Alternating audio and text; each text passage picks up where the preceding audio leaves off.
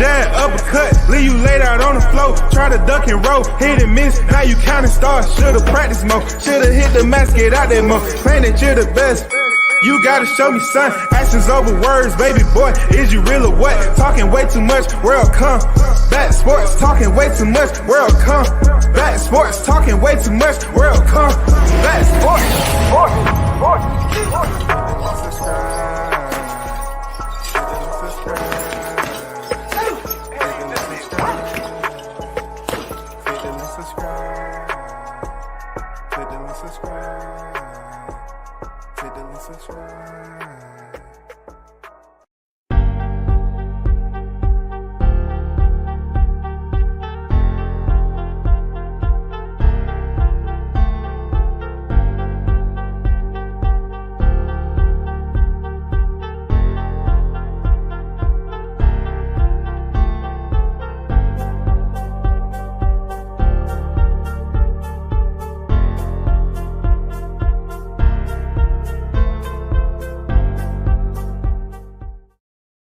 Once again, you're tuned in to World Combat Sportsman.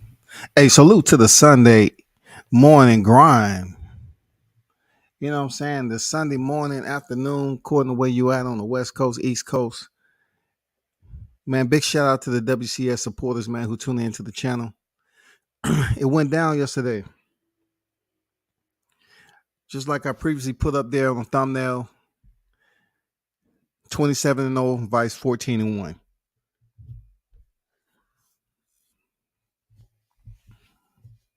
This is one of those fights where, it didn't rank amongst, the all-time greats of what we've been seeing lately. You know what I'm saying? But it built up, the fire, the fire aspect of it. The spark came into town a little bit, on fight week. People start tuning in, getting a little bit more, paying attention, kind of making some plans to say, I might check this out. More people start talking about it. And then we got what we got. Shout out to the undercard, it was some great fights on the undercard. Oh, so to speak. Jaleel Hack has really grown into his physique. You know what I'm saying? He looks strong out there. He's dedicated to the body attack. But man, from the first time I seen him, when he was first starting out, before he turned professional to now, he's grown a little bit more, and he's filled out his frame a bit more when it comes to boxing. He looks strong in there, man. You know what I'm saying? He definitely looks strong. Ramos got the job done. Of course, Erislandy Lara. It's not like us, the boxing fans, were expecting anything less for him to go in there and knock out Spike O'Sullivan. We were just kind of seeing, which Erislandy Lara we was going to get. And he ended up getting the job done. You know what I'm saying? Shout out to Showtime Shot News in the building, man. The first one on deck today said it was chaos in the Barclays Center last night. Shaking my head, I spoke it up. The circus came to town. My prayers for those injured. From what I know about that, that's a dangerous way to get injured or lose your life. What I mean is, a false alarm was given that there was an active shooter out there at the Barclays, right? So everybody just started running. Now imagine the people who has kids. Imagine the adults that's not in the best shape to get out the way. Once you hit that ground and you have adults that's just looking ahead trying to get away because they don't want to lose their life, so to speak. People get trampled, stampeded. And being stampeded can cause someone else to fall, others to fall on top, and that person end up getting crushed and die from asphyxiation. That's pretty much what went down last night. It was an alarm of an active shooter or whatever, and people went ballistic.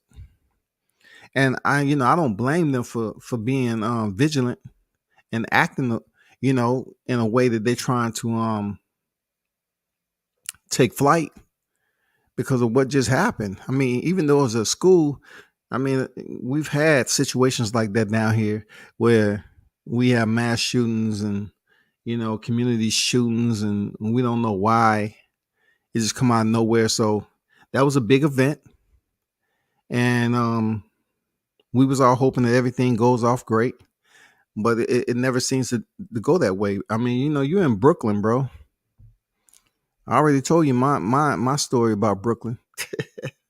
You know what I'm saying? But hey, back to the fight, man. Gervonta Davis improved his record to 27 victories, 0 defeats, and 25 knockouts, right? Mr. El Chin Checker himself. Yes, I designated him that name a good ways ago.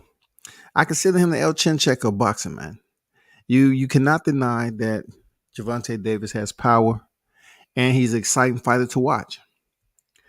Leading up to this fight, I put out the thumbnail I did. Of course, people are gonna say what they want to say, but I don't. I will never get for the life of me as to why people take personal um animus towards you when you're just speaking on a fighter. And my people, why are you so quick to defend a fighter outside of your own so quickly? You know what I'm saying? What's that about? Like y'all always want to come to the aid of a fighter that's fighting a black fighter and try to raise them up. Raise your own people up too. You know what I'm saying? Raise your own people up. Don't try to sit up here and come babysit a fighter because y'all like him as a person and you don't find no fault in him. Last time I checked, he was talking trash just like everybody else. The man's called, several fighters, Devin Haney, all of them out their name. He called Ryan Garcia, all of them out their name. So what's the deal? Man done call fighters bitches. He been on record as just being so derogatory and belligerent. Now he goes in the ring against Gervonta Davis, right? And of course, this is the second time around for Rolly Romero. I was just disappointed at how many people was believing that this was going to be a moment where Rolly Romero, who went 7 rounds with his last 2 opponents, he was going to stop Gervonta Davis in the first round. All right. Some of y'all believed it was going to go later. I predicted the 6th round. And I'll be honest, I'm not good with predictions. I just predicted the 6th round because sooner or later, listen to what Gervonta said. He said he was going to fill him out first, and then get the business. And Gervonta Davis does start slow at certain points. He starts slow. You know what I'm saying? Alexander on deck, what they do. Andrew Charles was good. So Gervonta is known to start slow. And that's what he did. Okay. First round, if you want to look at the copy box numbers, man, you always got to explain stuff to people when they talk about Gervonta lost all those rounds. You know what I'm saying? Okay. Once again, it's always copy box numbers. If you look at the copy box numbers, y'all, that doesn't say he lost every round. Now there was some rounds in there that was very, very close.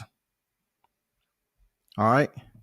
Some rounds in there was very close, but if you look at the top, the total punches landed for Gervonta in the first round was 4 out of 18 to Rolly's 2 out of 18. We know Rolly was predicting a first round stoppage, but he came out and he was hesitant. He kind of admitted he was just talking his shit. You know what I'm saying? To get Gervonta Davis and his team to think that he was going to come out there and try to knock him out in the first round. I even said, if that's going to happen, he pretty much has to have the cojones to go out there like Teofimo Lopez did with George Kambosos.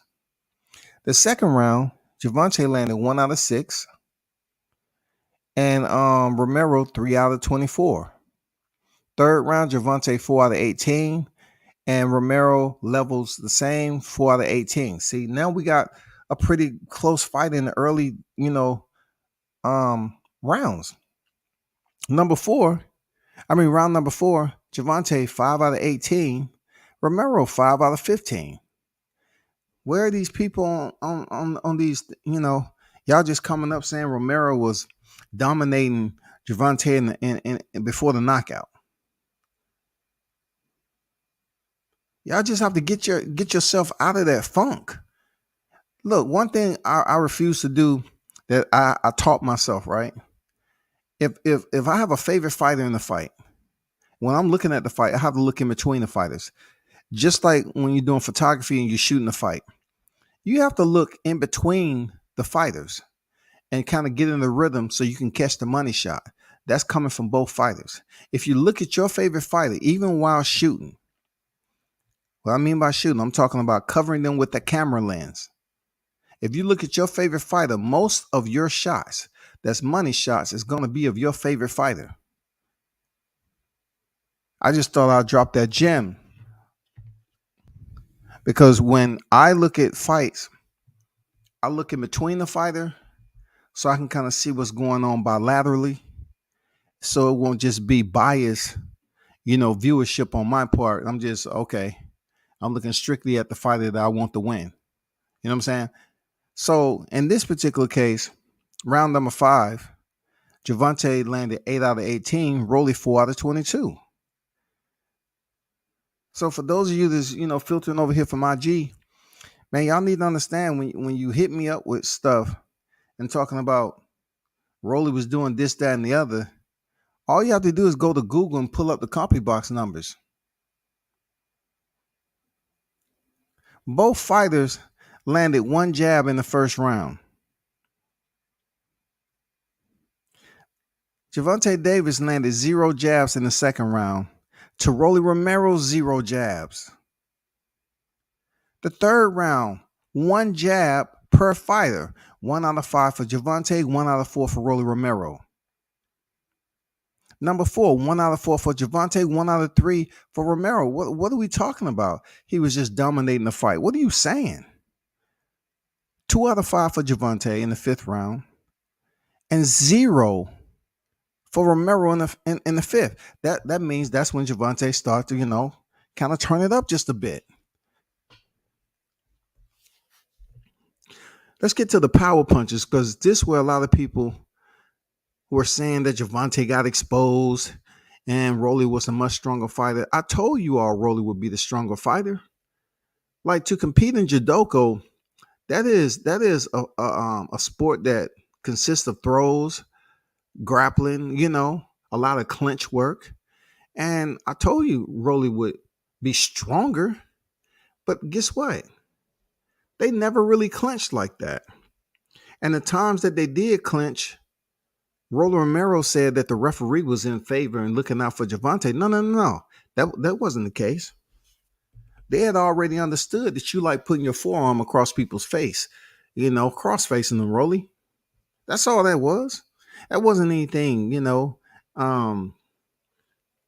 someone trying to have a vendetta out against you. You proved it. Every time you got in the clinch and you didn't get your space immediately, you don't know how to create space by punching to the body or anything like that. You can't box on the inside. So what you do is doghouse rules. You cross-facing people and all that other shit. The referee locked that down last night. So power punches, 3 out of 9 in the first round, 3 out of 9 for Gervonta, 1 out of 3 from Rolly. In the second round, 1 out of 5 for Gervonta, and Rolly landed 3 out of 18. Third round, 3 out of 11 for Davis, 3 out of 14 for Romero. Fourth round, 4 out of 12 for Davis, 4 out of 12 for Romero. Fifth round, 6 out of 13 for Davis, and 4 out of 13 for Romero. The sixth round, 3 out of 8 for Davis. We're talking about power punches. And 4 out of 16 for Romero. This fight wasn't a landslide by any shape or form, any standard of measure. Like, this was one of those filling out processes, and we know that a fight can end when you have power. A fight can end with one punch. We've seen it with Deontay Wilder several times. You know what I'm saying? We've seen it with Oscar Valdez, with Miguel Berchelt. We've seen it with Jose Cepeda and Baranchik. We seen it with Montana Love and Baranchik. You know, um, we seen it with Terrence Crawford, Sean Porter. Even though it was knockdowns, you know what it is. Um, we've seen several fights, man, that a punch can turn the flow and momentum of the fight. But another thing I want to address, right? Did y'all see how big Rolly was on fight night last night? Rolly looked like he was about 150. Rolly was a much bigger fighter in there, man. Like he rehydrated very, very well. Kudos to Rolly and his team for knowing how to rehydrate. But my PSA to y'all, right? I'm requesting that you understand that Gervonta is a small fighter, and we already know that. But he's still sitting at 27 victories, 0 defeats, though. He's still sitting at 27 and right as we speak. Why every time he go into a fight, people's like, "Oh man, Gervonta, just too small, just too small." Yes, he's a small fighter that was blessed with power. Yeah, him and Isaac Cruz had a different style of fighting.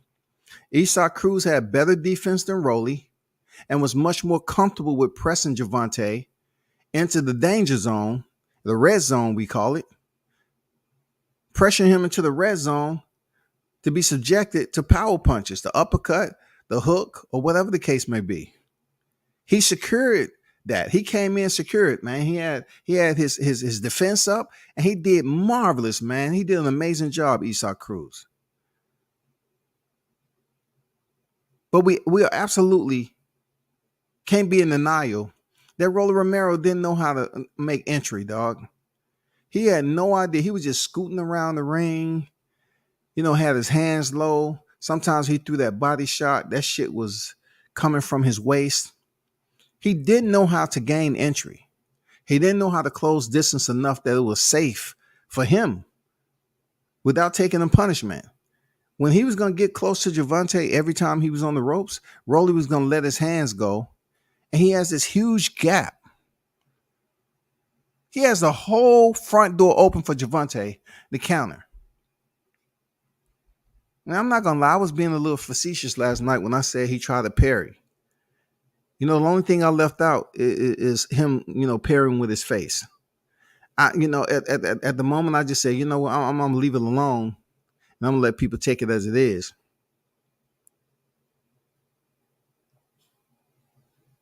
But Rolly Romero showed us, like I said, his IQ level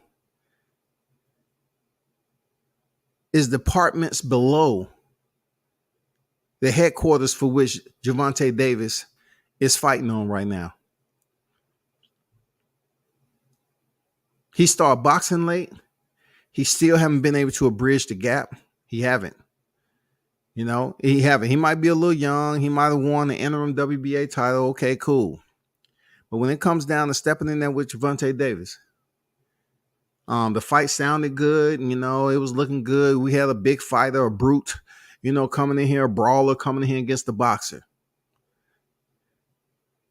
There's a lot of people in this motherfucking sport that was wishing for Gervonta's downfall, all because he's attached to Floyd Mayweather.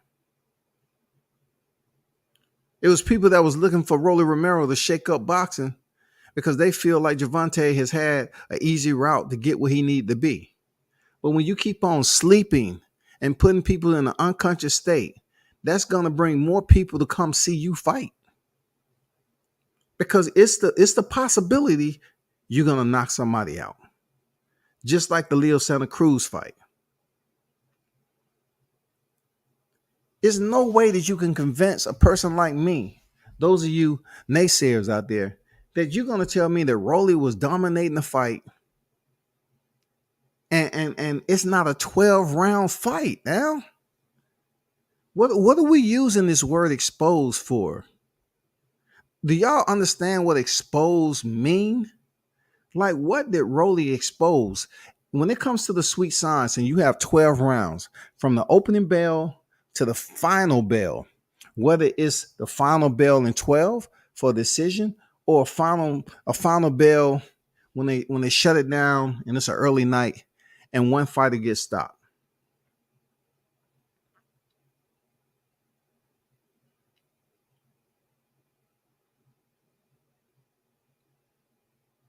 For the life of me, I'm just not understanding how we can say we hardcore boxing fans, but we don't understand it's a 12 round fight.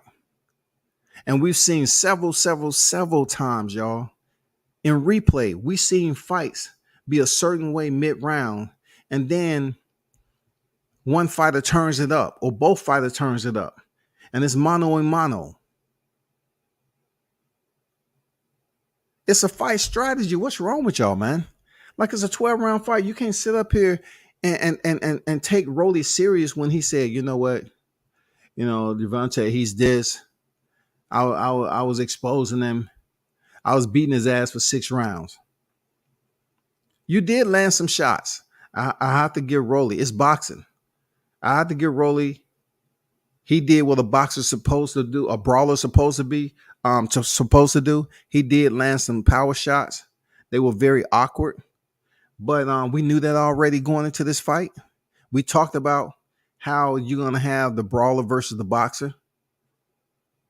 There was people trying to, compliment and put some icing on top of Rolly, potentially knocking Tank out. Because, a lot of people talk about the sweet science all the time. They really don't understand it's really a sweet science, especially when you have two different styles like Javante and Rolly Romero.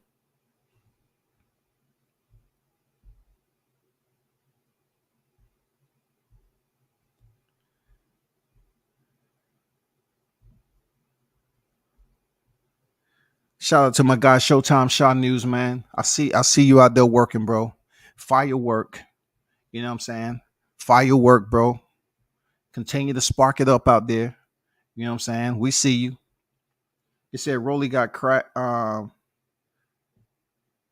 of Tank in the lightweight. Wilder, he only needs to be perfect for a second. Yes, sir. I totally agree. I totally agree, man. I totally agree. Man, Brooklyn was a zoo last night. We're going to get to that, man. Maybe you can tell me some stuff because I wasn't over there. And like I said, Rolly ain't shit. And Bullet ain't nominated. And Bullet is nominated for the worst trainer of the year. Shout out to King Mitch on deck with it, dog. There were a lot of clowns out here saying Rolly would win, claiming to know about boxing. Let me take this punch stat down right quick.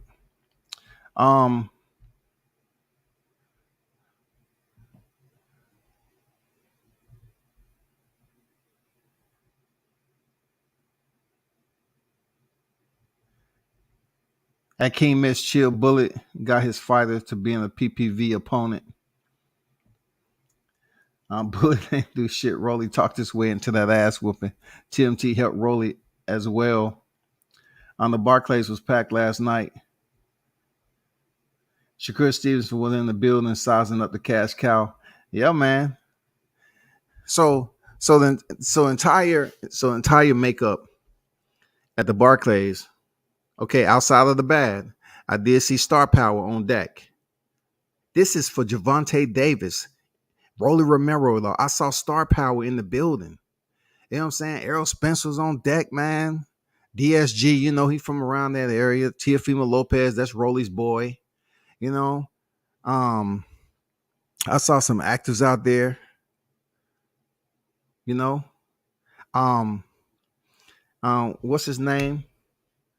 The basketball player,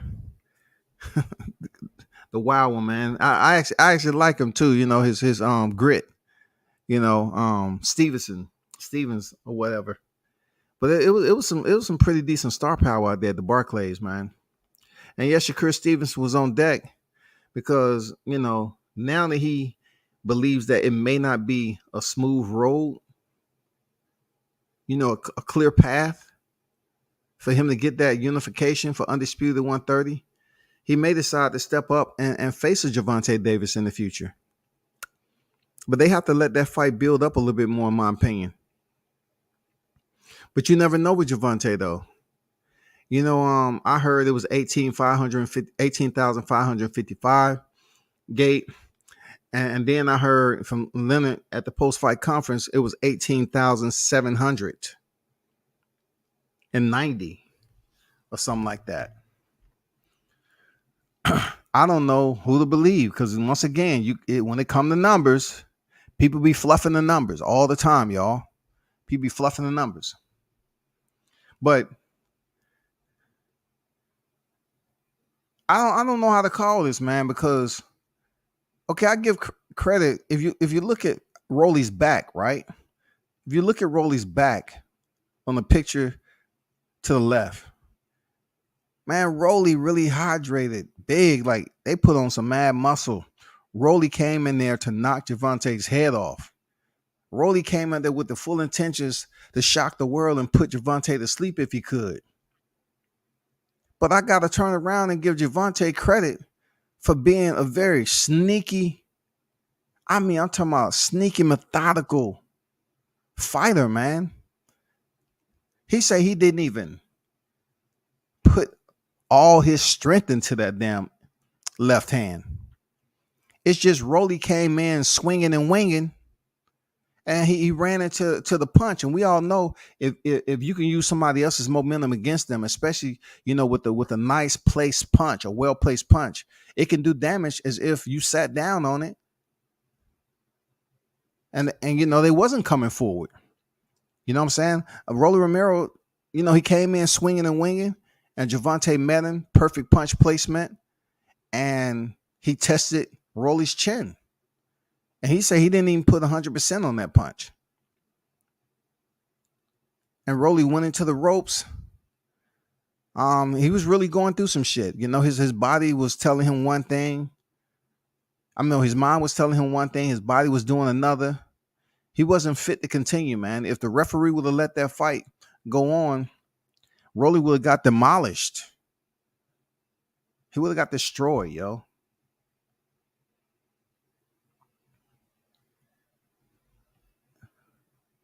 It was heavy duty not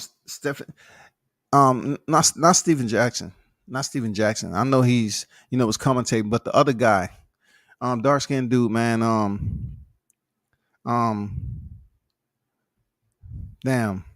I forgot, man. Damn. If you looked at the post fight, I haven't got to Ryan Garcia yet. I haven't got to him. But he walked up when Ryan Garcia was trying to be OG gangster. You know what I'm saying? He was all over the place last night. For real. But Lance Stevenson. Yeah, for sure. Lance Stevenson. Yeah, Lance Stevenson was there. You know what I'm saying? He was in the building checking out the fight. But I gotta congratulate. I want to congratulate just one fighter because I knew this shit was gonna happen to Rolly. But I congratulate both fighters. But truly, my salute goes to Gervonta Davis once again, Mr. El Chin Checker, because he earned another knockout. Okay. He obviously sells tickets. He sells tickets. You know what I'm saying? I'm being biased. I'm gonna take Coach Tucker's line. You know what I'm saying? I'm trying to be biased. I'm biased with this shit. I wish it would have been Atlanta. I'm wondering if it would have did higher numbers in the A. You know what I'm saying? But Gervonta proved once again, man, that he's a killer in that ring. He's a motherfucking killer, dog. He's a savage, just like I tell y'all. Gervonta, he not only can go in there and box, but his thought process as a hunter, as a predator, he knows how to hunt, man. He knows how to set traps.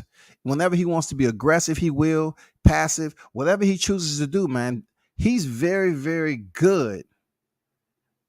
I would say great at his thought process when it comes to fighting.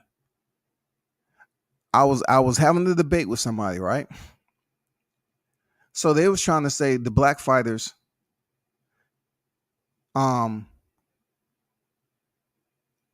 We don't never want to. The black fighters never want to go in there and brawl and never want to get down. You know, they'd rather just run around the ring and try to land this shot. I say, like, once again, it's some fighters that'll get in there, mix it up, that are black, and then some that won't. I know for damn sure when I look at Gervonta Davis' style, I'm not looking at a Mayweather. I don't see him trying to emulate Mayweather. I'm just being honest. For whoever is talking this nonsense, you know, I never see Mayweather when I look at Gervonta. I see Gervonta's style being just his. So you know, I think it's more people trying to hate and trying to extract what he's doing for him just being that intelligent fighter. Dude can box, man. And I just knew it was imminent. It was imminent fucking danger, dog. It was only a matter of time when Rolly came in there with his chin up, swinging and winging. He was gonna get dinged, and Gervonta dinged him with one punch, y'all. One freaking punch knockout. Put out. And this is the guy who said he was the hardest hitter in boxing. He reiterated that. He said he exposed Gervonta, and they asked him, did he want to fight somebody else in boxing and all this other shit? He said, nope, I want Gervonta Davis in a rematch because I exposed him, I dominated him, I beat his ass. Come on, man. Let me play some for y'all right quick. Let me play some for y'all. But he's a good sportsman, you know, and he understood. Oh, here he is, right here. Give Broly Romero a big hand.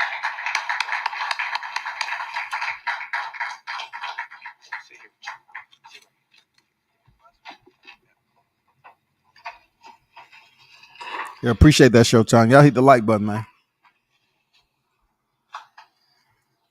How you guys doing?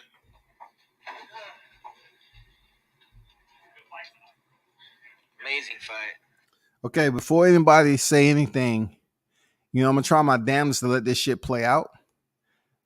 But man,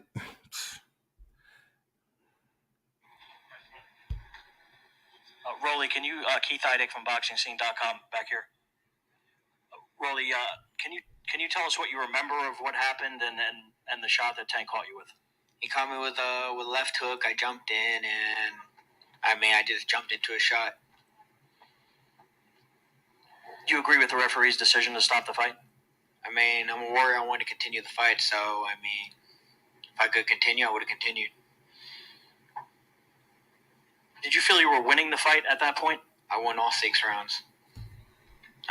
See right there, you know, I gotta stop the fucking presses. First of all, you were stopped in the 6th round. First of all, if you suffered a knockdown, Rolly, see, that's why your team should have goddamn iced your head first before you came out here and did a post-fight conference. You were stopped in the 6th round. First of all, let's go back to the punch stats. Were we in the 7th when you got stopped, or were we in the 6th? Because how can you win the 6th and you was dropped? I'm just saying, big dog. In every moment of that fight, I exposed him, and we need to run that shit back.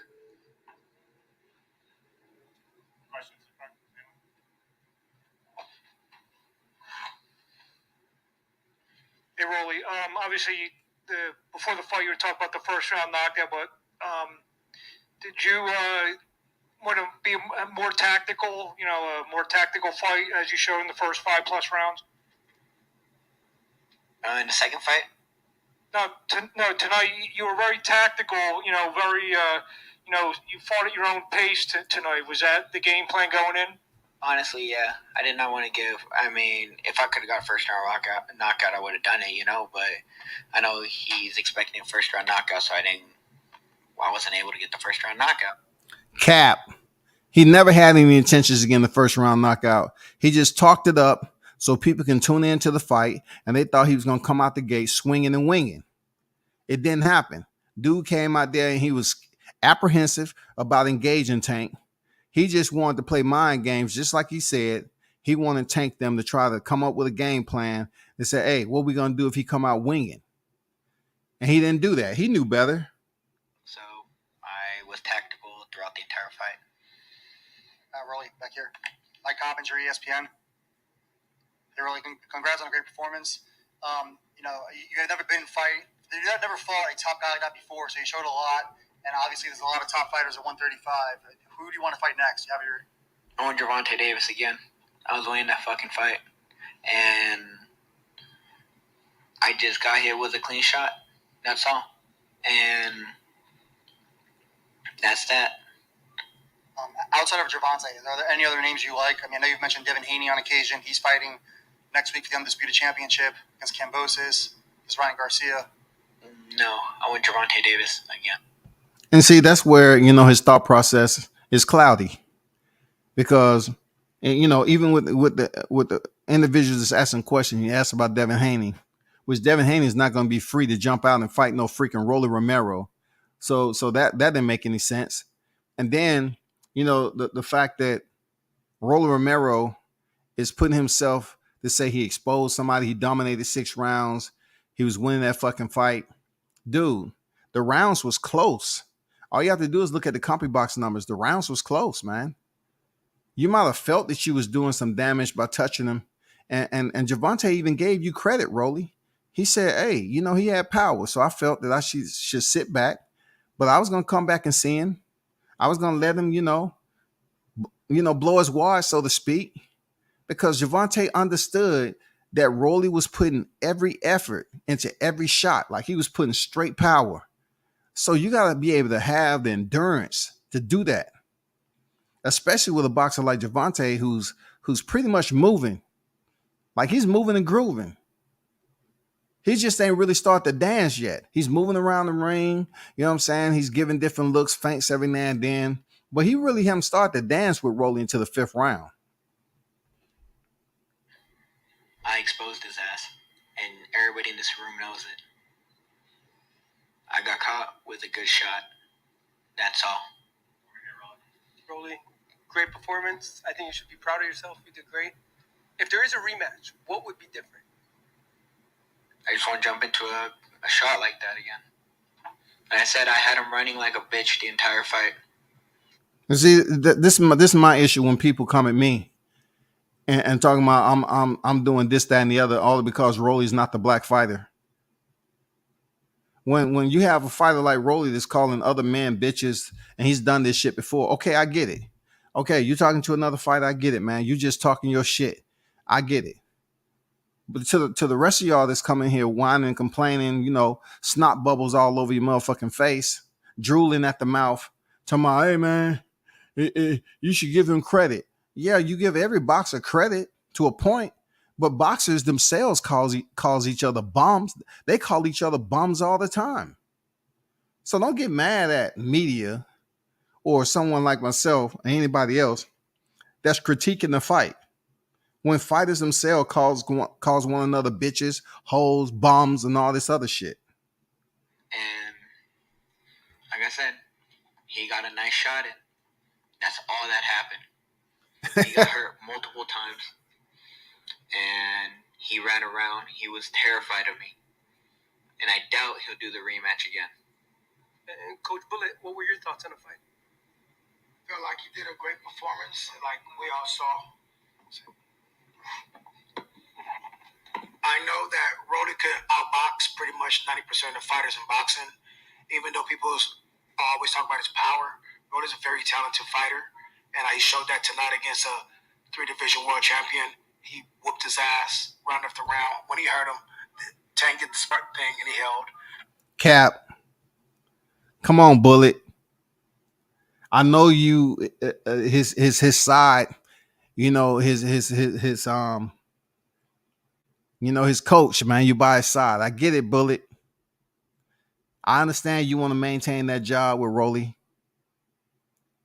But he wasn't whooping nobody's ass yesterday. He wasn't whooping Tank's ass, bro. You have to be honest too, man. Your fighter wasn't whooping his ass. Let's be clear on that. Both of these fighters was in the process of warming up. And right around the end of the 5th and the 6th round is where it really started to get very interesting and active.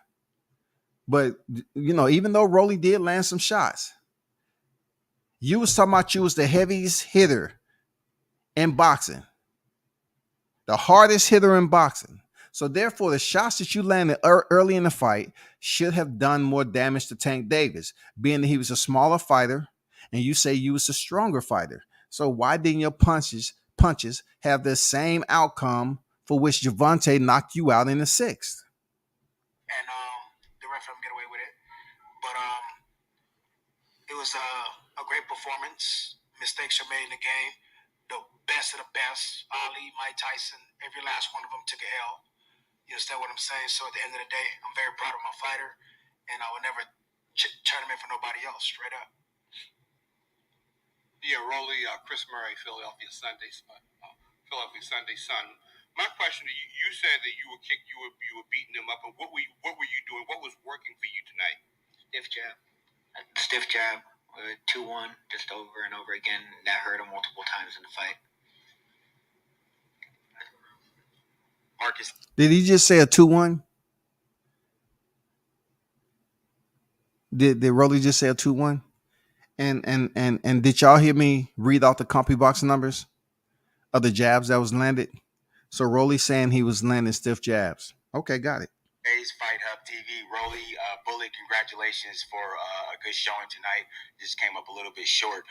My question is for Rolly. Rolly, early in the fight, you seem to be landing almost at will. When you were hitting Davis, could you tell if your punches were having effect on him? What fight was this guy watching? What fight? Did I just not read out the CompuBox numbers? Someone pick out a round when Rolly was landing at will. Why are they coddling this dude? Where was Rolly landing at will?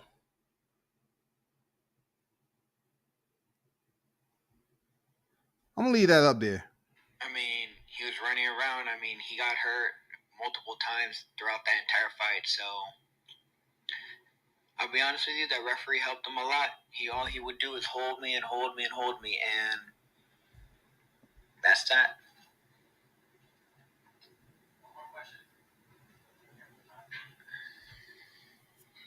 Really, Mark Hamilton from Fight Sports. What was your best punch of the fight? What do you think he caught him with? Stiff jab. Yeah, stiff jab. It was multiple times.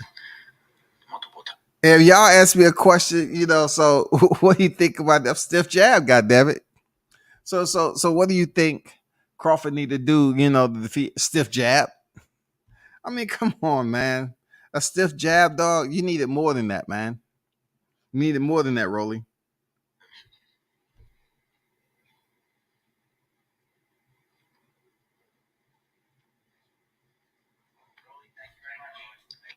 That was it from Rolly Romero, man. I want to go to Tank Davis's Rolly audio. Romero, please welcome the undefeated from Baltimore, Maryland, Gervonta Tank Davis.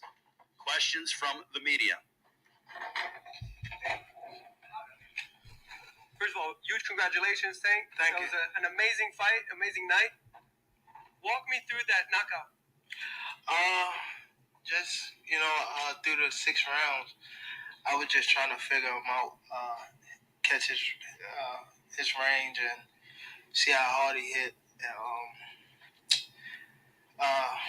Just him, I knew he was going to run into something because he wanted to, his focus was to throw everything hard. So he tried to throw his brick hand, I think, and I just moved out the way and just caught him running in.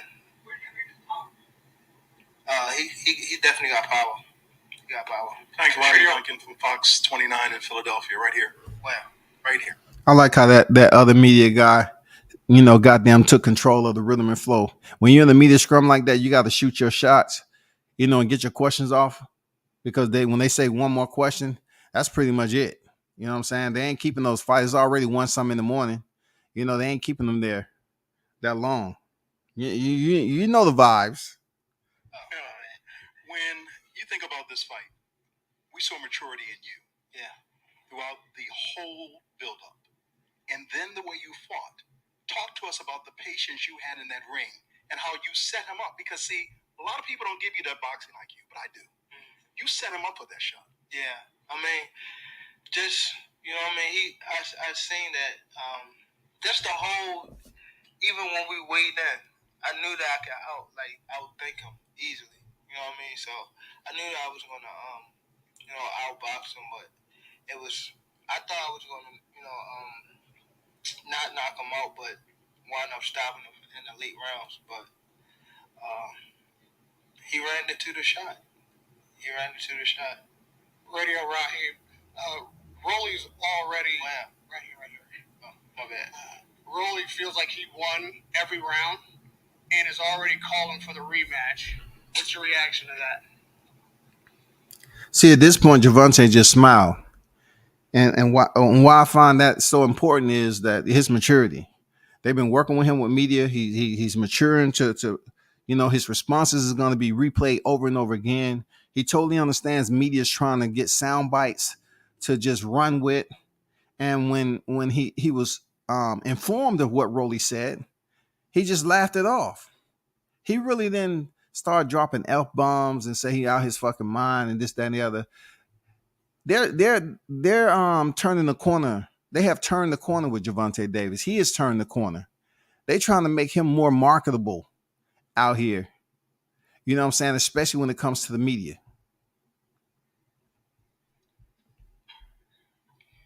Hey. That's why people laughing, because he was just smiling. Shout out to him. Did he give you any trouble in this fight? Was there anything about his style that was difficult? No. I think I need to start warming up more though before the fight, so I could be already really warm when I get into the fight. Cause it was like I was going into the fight a little cold, even though we was working out. But I think I need to be more do some jump roping or something, cause I had to warm myself up before I can actually get in the groove. Stephen Cudeno, Carolina Sports Tank, right here. Congratulations. It seemed like this part of the strategy was you were kind of on the outside of the ring a lot, letting him come in to punches. Was that part of the plan, was to let his aggression be his downfall? Yeah. Basically, I was just, I knew that he was strong off the first punch he threw. You know what I mean? And like he said, I do start slow, so he caught me with a shot, and I was like, yeah, I gotta, stay out the way. But I knew that down the line, down the stretch, I was gonna break him down, just off of the way he was fighting and his footwork. You know what I mean? So. Everything. We've already seen his footwork was garbage. If you listen to Showtime's Coach's Corner, you can hear the thing. It's falling in a lot. You understand? You can hear him telling the tank no straight punches. Break them down. Just break them. How did it feel to kind of receive that energy and that love? First of all, I want to say thank you to everybody that came out. You know what I mean? I'm definitely appreciative for them coming out. Tank don't turn the corner on his media. Just coming back to His media presence. Barclays Center, and I fought here.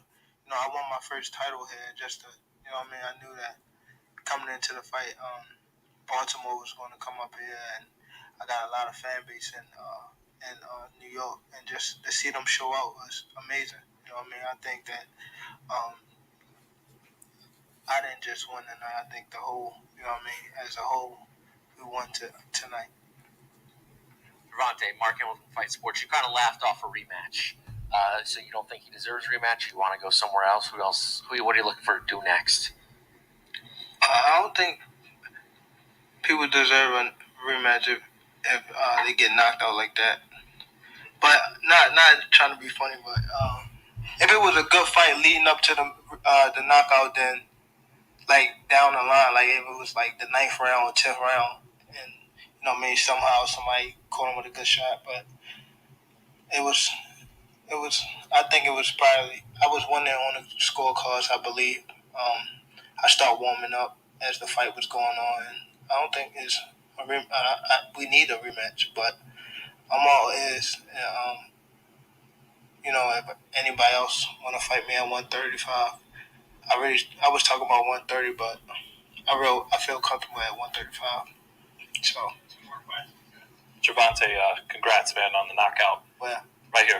oh my bad. No, you're good. Congrats. Thank you. How's it feel? You've won a lot of big fights, title fights, but how's it feel to win a fight like this where it was so personal and there's a lot of pride and bragging rights on the line tonight? I don't think it was personal for me. It was fun. You know what I mean? At first, it was personal. I took it personal, but I think that, it's a part of the sport of boxing. You know what I mean? I realized that, and that's when I start, having fun with it. You know what I mean? So pretty much, right? You heard both sides. I'm not going to play Leonard Ellaby, but that was just sound bites from the post-fight presser. Shout out to Javante's team for getting him that media training. They really expect certain fighters like Javante to respond negative and give you those WTF moments where you shaking your head and people be out here calling them ignorant and shit. But they've been working with him very well. I could tell by his damn answers and how he's not really falling for the bait anymore. When people want to ask him those questions that requires like an aggressive response so they can print that shit. He pretty much said it wasn't personal. It was fun for him. And then he turned around and said he kind of took it personal, but we all seen what happened. As for Rolly though, IB who I be in here. Look, what's good, IB? You can't win a round, you would stop. Mitch going in. He said Rolly got pushed off stage, then almost knocked out the ring. Shaking my head, capper of the year in boxing. Now Ryan Lion Garcia is still the capper of the year. And coming in a close second is absolutely Rolly Romero. You know what I'm saying? But I say this to Javante Davis, man. For anybody who's not really giving him that 1,000% credit that he too is that PPV guy, then his opponents are gonna have to come in there understanding that what he's been able to accomplish and that it's not gonna be a beneficial negotiation process for them when they step in there with Javante, because he's 27 years old right now, man, and dude is putting away PPVs like it's cool. They talking about it was an 18,000 plus. I'm like, damn. It's only a matter of time before they increase those numbers, increase, and then of course he has to elevate that level of competition. It's only so many names out there, and this is where I transfer the interest over to Ryan Lion Garcia. Okay, if you haven't seen, it was a video that was out there circulating of Ryan Garcia being over there next to Errol Spence and Danny Garcia. All right. So, of course, Ryan Garcia came in there, black and white affair, like it was a formal motherfucking gala. And he had to be on camera. And him being on camera pretty much was him making a bet with Errol Spence for 20 stacks. 20 stacks, y'all. 20 stacks. This is my opinion on Ryan Garcia desperate for attention. First of all, this is the guy who said he had all these mental issues going on and stuff like that. And I call him Mr. Capione because he was just out here talking some bullshit. But when you came to the fight yesterday, Leonard Ellaby did say something that was very clever and assiduous on his part. He said that Javante don't be going to these other fighters fight. You had Shakur Stevenson at Javante fight. You had Ryan Garcia. You know what I'm saying? You had some fighters at the fight. I'm not talking about Errol Spence and Danny Garcia. I'm talking about people in his division. All right. So therefore, hold Hold on for a second. I'm trying to bring this up. I don't know if y'all seen this yet, but let me download this motherfucker and then bring it up to StreamYard right quick. I thought I did already. But I have to, lay it down heavy for Ryan Garcia. I have to lay it down heavy for him because he could have just came to the fight. I know he's trying to be relevant. I know he's trying to be the one to step in there and do something special. I know it, man. I mean, it's always out there to challenge yourself, bro. You got to challenge yourself. Real talk. I ain't blaming him for challenging himself. It's just the way he's going about doing it in the most goofiest way. Making a bet, a 20,000 bet with Errol Spence. Check this vid out. Oh, what's the bet? What's the bet? What's the bet? 20K I got on Rollies, he got on Tank. Yeah, okay. No, don't play with me. I'll pay you shit tomorrow. All right, tomorrow. Why, Ryan? Why? Look, bro. Why you just couldn't come to the fight and try to, look, you're doing the exact same thing that Rolly Romero is doing to you. Rolly Romero used to show up to your fights and try to catch up with you. He tried to beat where you was at to try to get that fight. Now you're desperate for stardom. You don't want to fall, by the wayside and have people not look at you as a relevant top 5 fighter at lightweight, the way they're looking at Gervonta, and you feel that you got power and everything else that goes along with it. But that wasn't a good look for you to come out there and bet Errol Spence 20 stacks on Rolly. And then post-fight, you're trying to go up and act like you about to throw hands with a dude, all because he said some shit about you when you was trying to call out Isaac Cruz. And I think Ryan said something about, I'll take flight on you and da-da-da. I said, dude, you came in black and white, first of all. And now you lose 20 stacks. It's all circulating. It's around this motherfucker. Let me play it again. Oh, what's the bet? What's the bet? What's the bet? 20K I got on Rollies, he got on Tank. Yeah, okay. No, don't play with me. I'll pay you shit tomorrow. All right, tomorrow. So you lost 20K, and then post-fight, you go up to this white guy, and you act like you was about to put hands on him because he had criticism of you facing Isaac Cruz or whatever he said. And the guy was just laughing. And then he's really trying to act like he's OG gangster now. Like, you know what I'm saying? He's in front of the camera. He's talking his shit. Now, bro, I understand you want to fight with Gervonta Davis. And at one point, Gervonta wanted to fight with you. He said, hey, I want to fight Ryan Garcia. He has, the followers. He had a fan base. But recently, in the last year or so, Ryan has been pretty much sinking a bit. When he had the situation pulling out of the fights, wouldn't fight Devin Haney and everything. And then the dude, claimed mental illness and he was on the beach with his girl and all this other shit. And then, him coming back fighting Emmanuel Tago, he didn't look all that special. The fact that he was dropped by Luke Campbell, I mean, you want Gervonta Davis, you just seen the destruction that happened, right? So the casual fans are going to look at this shit and say, well, I think Ryan Garcia has a better chance than Rolly. Okay. A lot of us can agree that Ryan Garcia is a better boxer than Rolly. We can agree that Ryan Garcia is a better boxer than Rolly. We can agree that Ryan Garcia's hands are faster than Rolly Romero's. But a common denominator between Rolly Romero and Ryan Garcia is that they've been on the canvas. They have both been on the canvas. What separates that when it comes to the vision of who's better than the next is the level of competition. And that's where Ryan Garcia can say, I got a little bit better level of competition, just slightly this, that, and the other. I fought an Olympian who stepped in there with Lomachenko, blah, blah, blah. So he can win that perspective.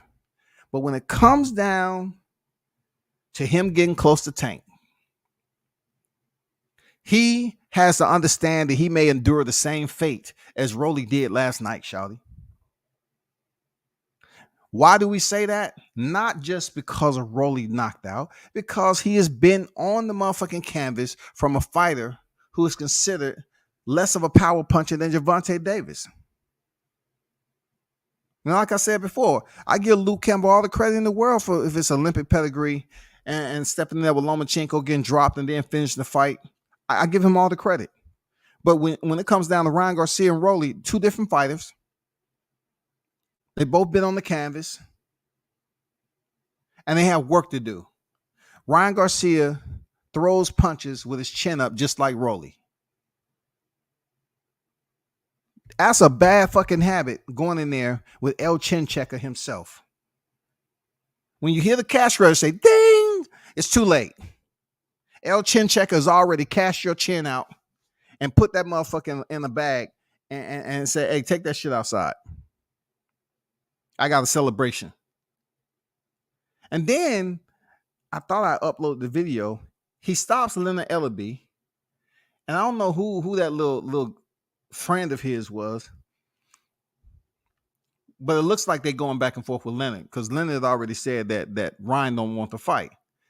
And Ryan up here said, man, fuck Golden Boy, man. I'm going to make the fight myself. F Golden Boy. Listen, if it was that easy, that Ryan, okay, if it was that easy, my brother, you must not know Oscar is a major player in the game.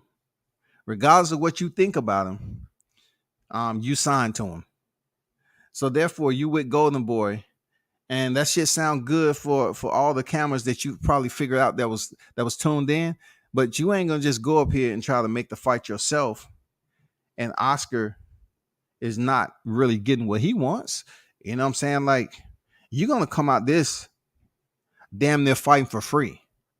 You're gonna get some money, but not the type of money that Tank is gonna get. And it's gonna be extremely lopsided there, Ryan. Extremely lopsided. Let me get to these chats, man.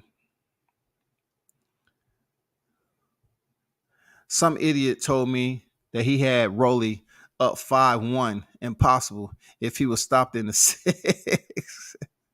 A lot of fools out here. 5-1. It seemed like Teofimo when he said 11-2, God damn it. So hey, we gotta understand these cats are boxing, man.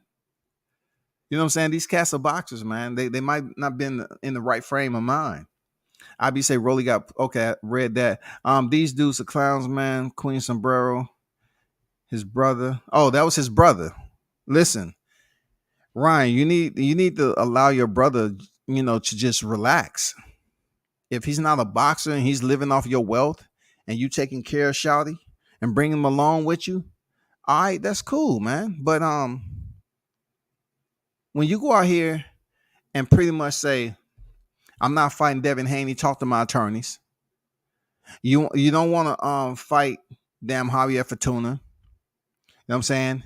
You called out Gervonta Davis when you say Devin Haney is your boy. You called out Gervonta Davis, and we're up here looking like, for real? And then Gervonta is telling people that, oh, they saying that? I haven't heard that. I haven't heard we got to fight. We got to fight? I haven't heard no shit like that. So therefore, it was rumor mills circulating around that you and Gervonta was going to fight. No, you pulled out of that motherfucker.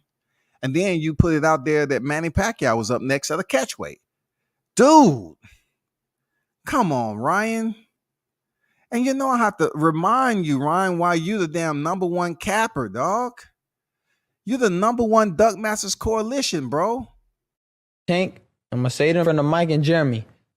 If you do not take this fight, your legacy is forever tainted. Nobody will ever remember your name. Nobody. The money's there. I know you love money, but money's there. If you don't take the fight next, your whole legacy forever is tainted if you don't take the next fight with me. Oh, my God. God damn.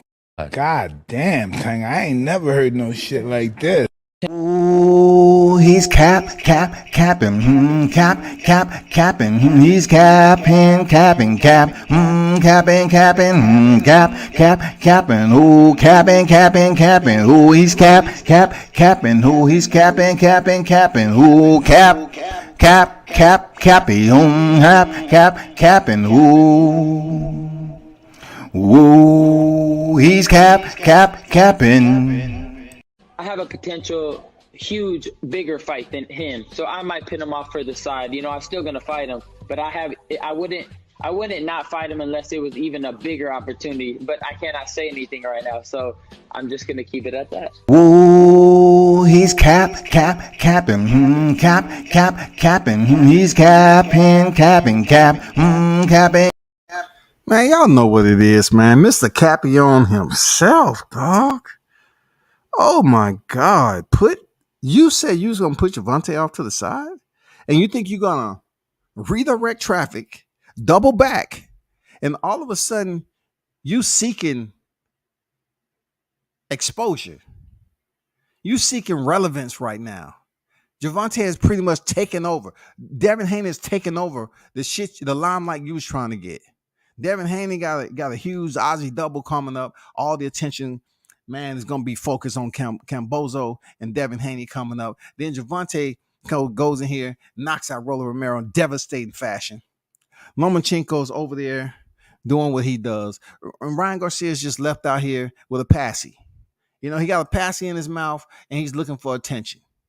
So he goes up there and bet Errol Spence loses that motherfucker. It went bad. It went bad very, very quickly.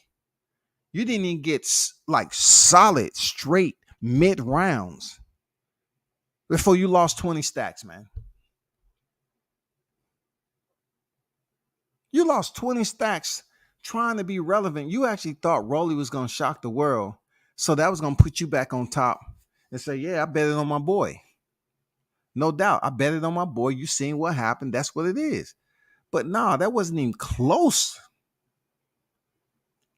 I was looking for the follow-up video from DSG. You should have cut your phone back on, did a follow-up, and so we can get the expression of Ryan Garcia after the fight when he lost that 20 stacks and he was going over motherfucking arrangements to drop that 20 stacks over the Errol Spence.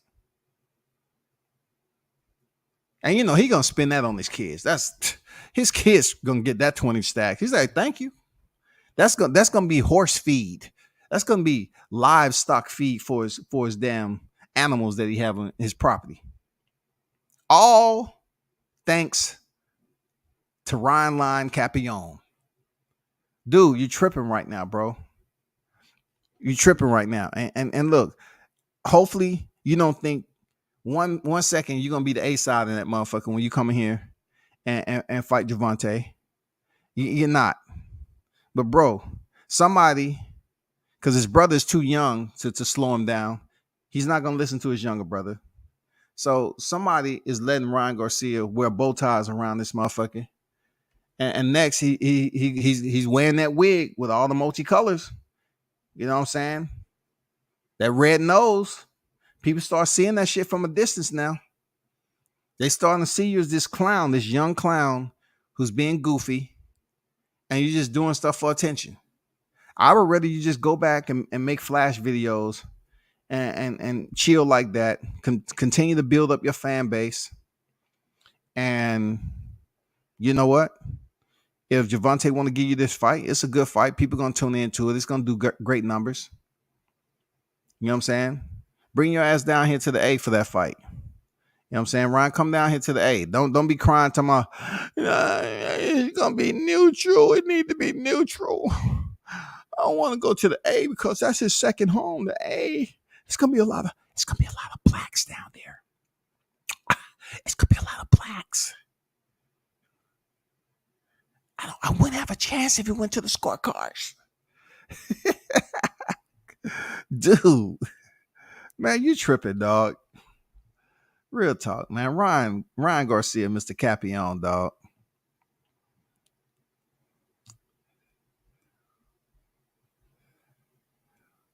Spence should have told him, bitch, run me my money tonight.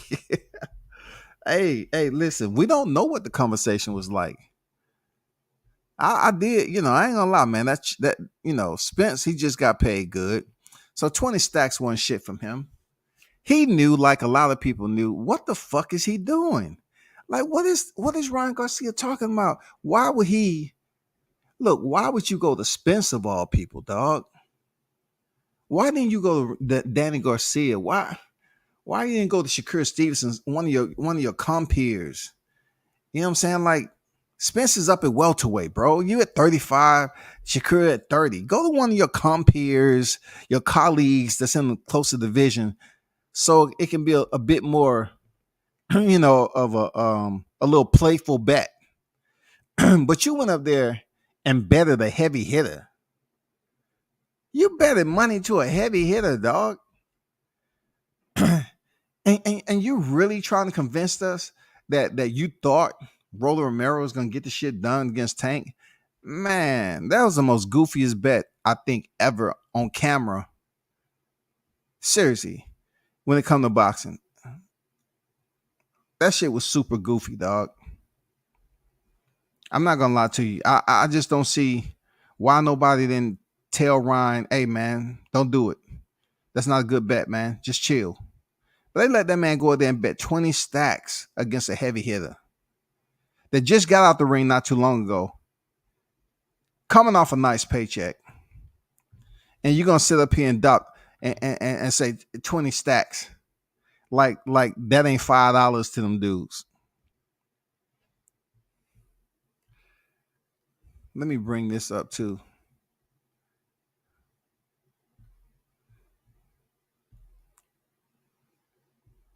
For analytical purposes.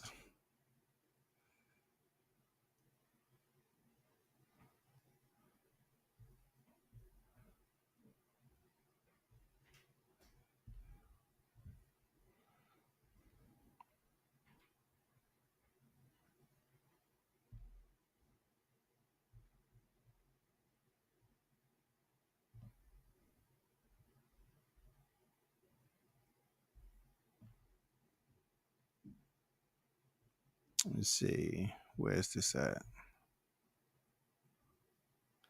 Oh, my fault. It's still downloading. Man, if y'all in the building, hit the like button. I appreciate you. But yeah, man, congratulations to Baltimore's own El Chin checking himself, Gervonta Davis. Great finish. I don't look at it as being like a great fight, like a lot of people was trying to insinuate. It's a great fight. It's a great fight. I didn't see it as like this great fight. I just felt it was a great finish. I felt the finish was great, and Gervonta basically demonstrated once again that he is that guy. Styles make fights. Esau Cruz had a different style. And check out.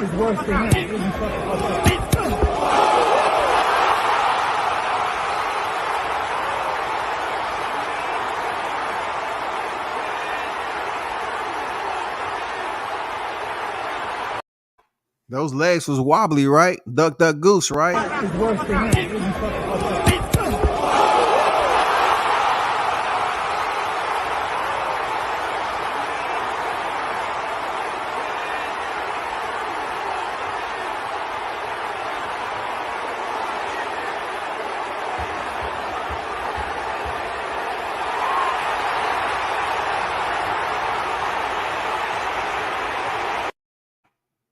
Rolly was hurt bad, man. The referee did what he's supposed to. Rolly was hurt bad. Real talk. That was a solid stoppage, man. Rolly was hurt bad. Seriously, Rolly was hurt bad. I'm glad the referee didn't allow him to take any more punishment. He might not fall again. Rolly was hurt bad. Them legs, Man, Rolly versus Ryan is a 50-50, and that's a damn shame for Queen Sombrero. I don't know, man. It might be when it comes down to it. It might be Mitch because, even though he was stopped, Rolly did step in there with Gervonta. No opponent on Ryan Garcia's resume adds up to Gervonta Davis. We understand that. I don't know if it's straight up like that. 50-50. I don't know. When people start factoring in the experience and motherfucking bogus ass IG followers and shit, they're gonna say, "Oh, Ryan Garcia still has the edge." More people know him than Rolly, so it might not be 50-50. I don't know, man. I'm definitely not gonna lose no sleep over it though.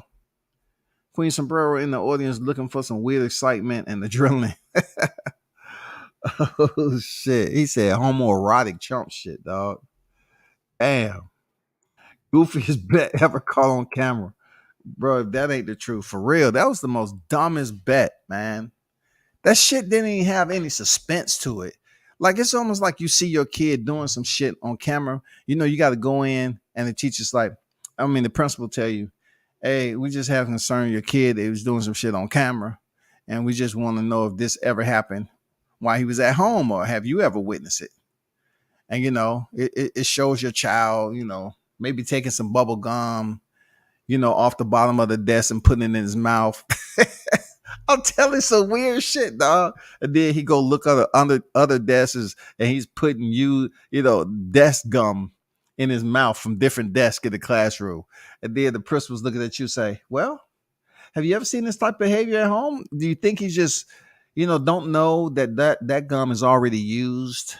You know what I'm saying? He didn't really have to extract it from a package. Do you think he's aware of that? Because he put about 15 pieces in his mouth. That's Ryan Garcia, man. He just out there doing goofy shit, dog. Shout out to Smooth Groove Boxing, man. Salute to you. I hope he isn't gunshot now. The only thing I can say about Rolly Romero, man, is he not all there? So when you get a guy that's not all there, I think Rolly will return. Seriously, I think in his mind, Rolly thinks that he's the heaviest hitter in boxing. Rolly believes he can still knock out Tank if he doesn't lunge in. Rolly was saying he was hitting him with a stiff jab, right? But then when he gave his combination, he said, I was running the 2-1. You know what I'm saying? So I'm not saying the 2-1 isn't a stiff jab. It's just when you seen this video right here of the finish, what did he?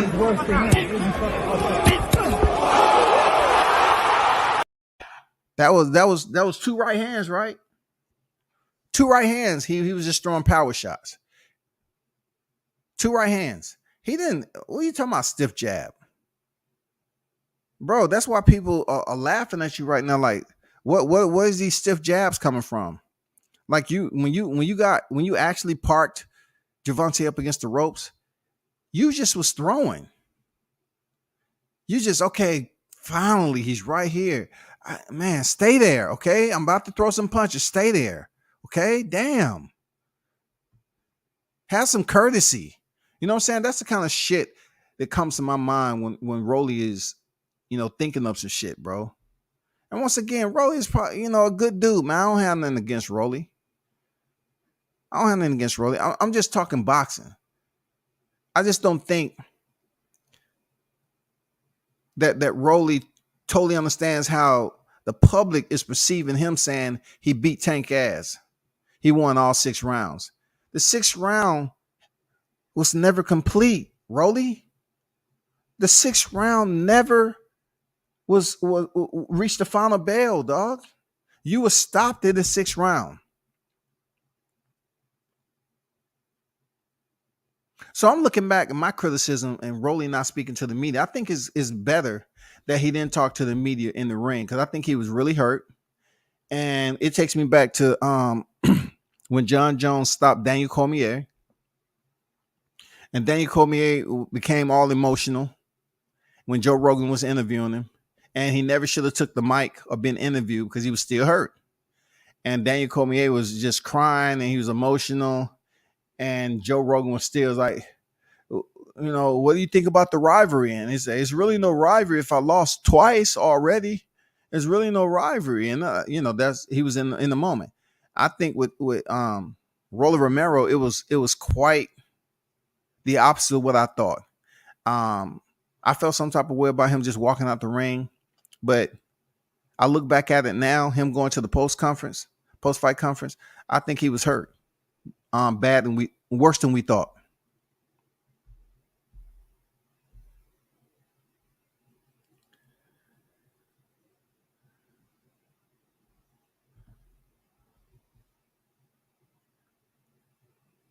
Or ask you, do you feed him at home? For real talk. You know what I'm saying? Do you feed your kid? God damn, he's taking gum off the bottom of the desk. Did you explain to him that shit is germ? Like, it's a lot of shit he can catch. Yeah, man. For real. That's what I see Ryan Garcia doing goofy shit in public, bro. Ryan would be the favorite versus Rolly. But that's a pick 'em fight. Man, I will say this and I'll say it again. I believe that it's possible for both fighters to get dropped in that fight. I kind of see that playing out Cepeda Parancha when people was going ballistic on both of them knocking each other down. I don't see it as more so as a Jose Cepeda versus Josue Vargas. I don't see, either one of them coming out in the first round and just landing the shot. I don't see it. But I do believe both of them can be dropped in that fight. And I got Rolly in that fight, man. I have Rolly in that fight. Ryan Garcia, man, both of them don't know how to fight on the inside. But when it comes to power, I think Rolly has more of the power than Ryan Garcia. So we'll see what plays out, man. Yeah, I heard him say that. I don't think Rolly would be gun shy because not many guys have the power that Tank does. True. And we all know what power does, right? And that particular situation, power, gains respect. You make your opponent respect you, even if they're not conscious when it all happens. When they wake up, they have to respect. Rolly can sit up here and say what the fuck he want. Somebody he was beating his ass, he a bitch and all this other shit. But he hurt you bad, bro. When you did get up, but when the referee was telling you to go to his right, your legs was locking out and you was wobbly. It's no way the referee could have said, okay, fight. Gervonta would have went over there and dropped some more grenades on your ass, man. And it could have been all bad, Rolly. So for you to come to the post fight and talk some shit, and saying you won all 6 rounds, it didn't even go 6 rounds, bro. How can you win a round that you was obviously facing a 10-8? If it would have continued and you made it to the bell, I mean, we were looking at a 10-8, bro. Like, that's without knowing what you would have did. I don't think you would have did anything more.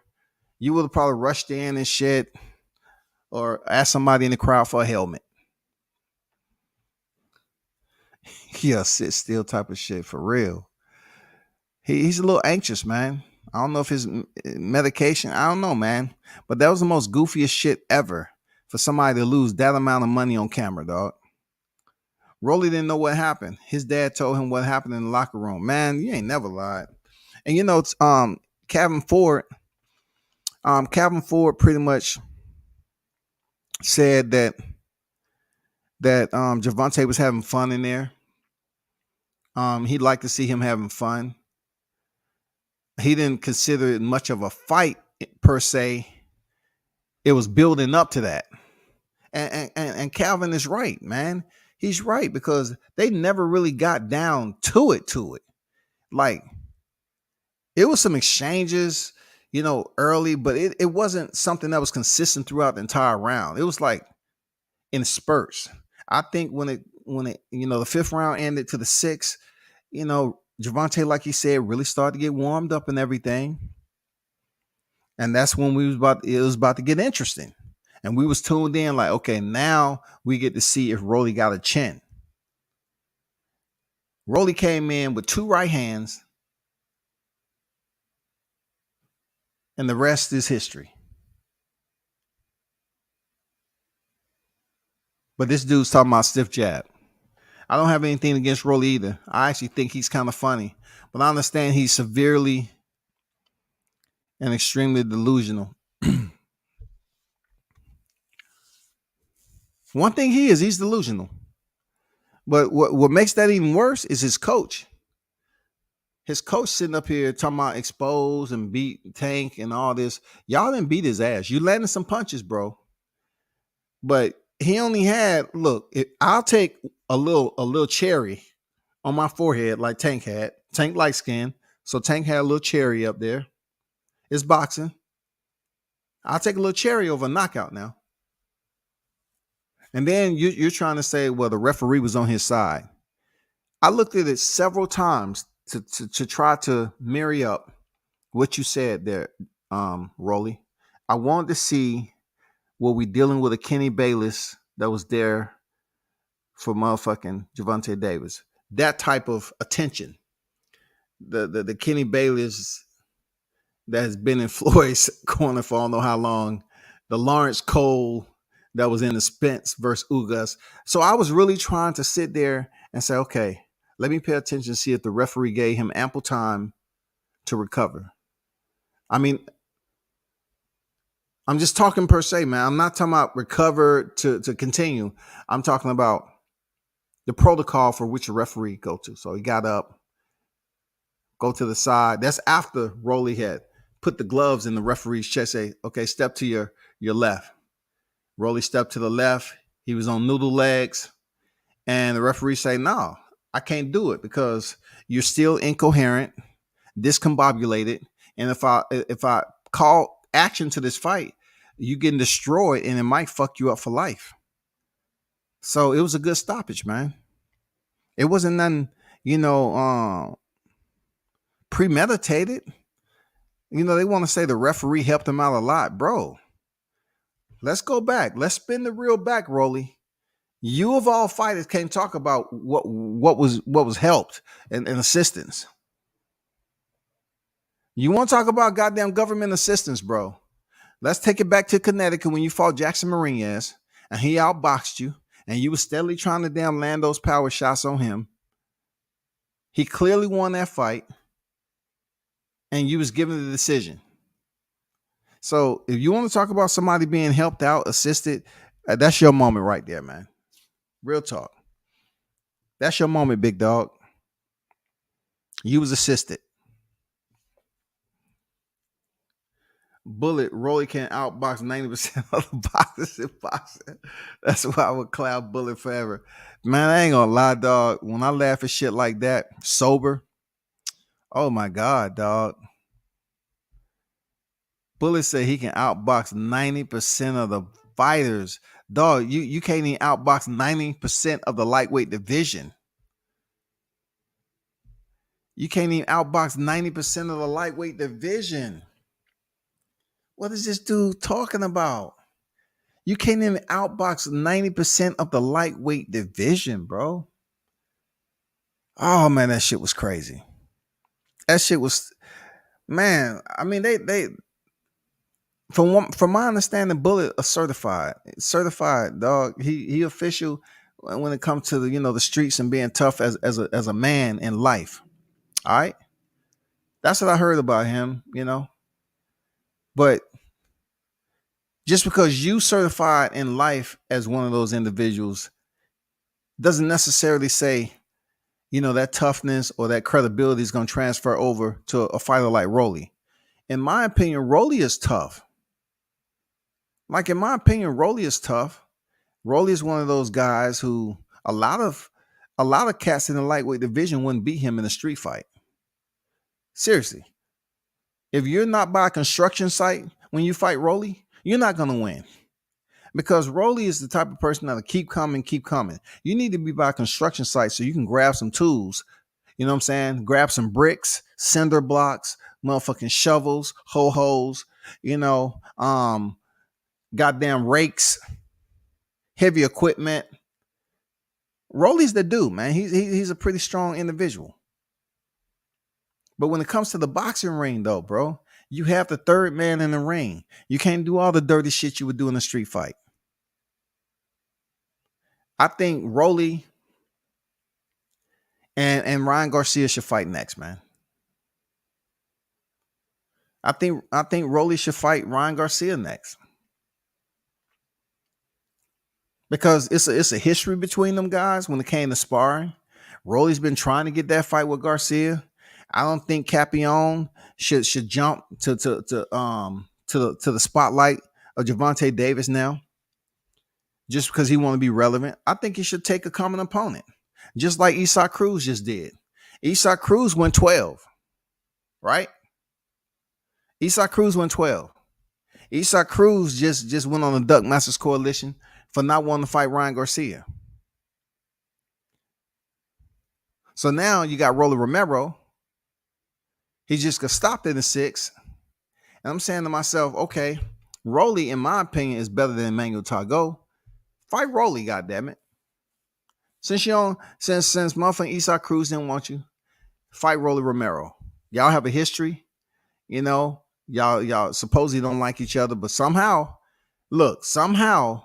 Rolly was calling Ryan all these names, but somehow Ryan Garcia said, you know what, let me bet 20 bands. Let me bet 20 bands on Rolly Romero. I'll pay you tomorrow. I would have never said I'll pay you tomorrow.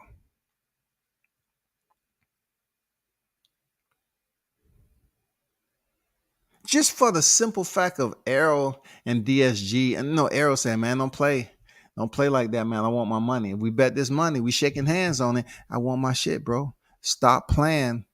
You gonna have it or not? Because I know you've been in the ring, but you ain't making my type of money. You ain't making goddamn Jerry World money. You gonna have that 20 stacks? All right. And he said that to me, I'll pay you tomorrow. Man, I hope somebody give me an update on that shit, dog. God damn. You can't send that shit via Cash App. You can't really send that shit via Zelle unless you have a different type of limit, with your bank. I mean, how's he gonna send that motherfucker wire transfer? I mean, that's the only way I see him transferring that 20,000 over there. 20,000 gone. In a matter of a moment, for which goofiness took over, and it was an adult. It was an adult there to say, Ryan, stop it. Stop it. Don't. No, Ryan. Sit down. No. Stop it.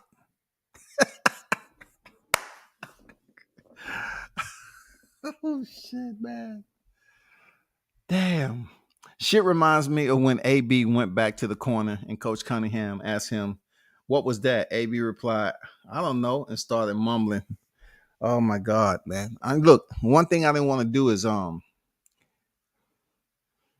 bring AB into the equation, because I know AB looking at this and he's salivating at having a crowd that big, man, because him and Gervonta have a history way back when, and I know AB is on that level. I can't bring him to the equation, man. I hope everything is working out for him.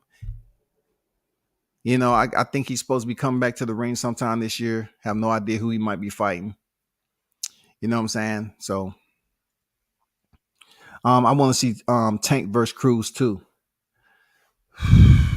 I know a lot of people been talking about Tank and Isak, man, and I got mad respect for Isak when I seen him fight in person. I mean, dude is that dude, man. Like, that's another guy outside the ring. Isak Cruz can motherfucking fight. You can see it in his demeanor and everything. You know what I'm saying? He reminds me of a motherfucking mafia debt collector or something. You know what I'm saying? I mean, dude can bang, man. And I don't know. I just think it'll be a lot more easier for Tank. Just like Marcus Maidana facing Floyd Mayweather. I just think it'll be a lot more easier for Tank in figuring a one-dimensional fighter out like Isak Cruz. Because truth be told, Isak Cruz and Rolly Romero have similarities. They load up on a lot of their shots. Man, I know y'all agree with me on that shit. They load up on a lot of their shots, man. I never seen like Isak Cruz, man, the shots that he was trying to hit Gervonta with. God damn. He was loading up on them motherfuckers like trying to decapitate Tank. He's a one-dimensional fighter that has worked well on his defense, and he was blessed with great cardio. So Isaac Cruz can continue to unload, fire off, boom, boom, boom, boom. And he can keep on pushing that pace. But what does he have next? Where does it change up? Like, I don't know what the changes are at, man. Like, you just gonna keep on coming forward the next time around and give us the same shit? Because you're not gonna win the fight, bro.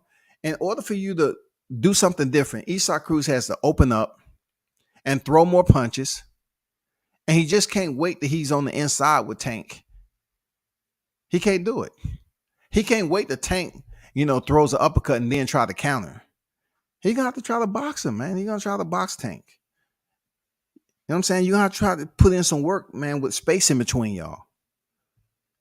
Because you're not a better boxer on the inside than Tank, because all we have to do is look at the replay.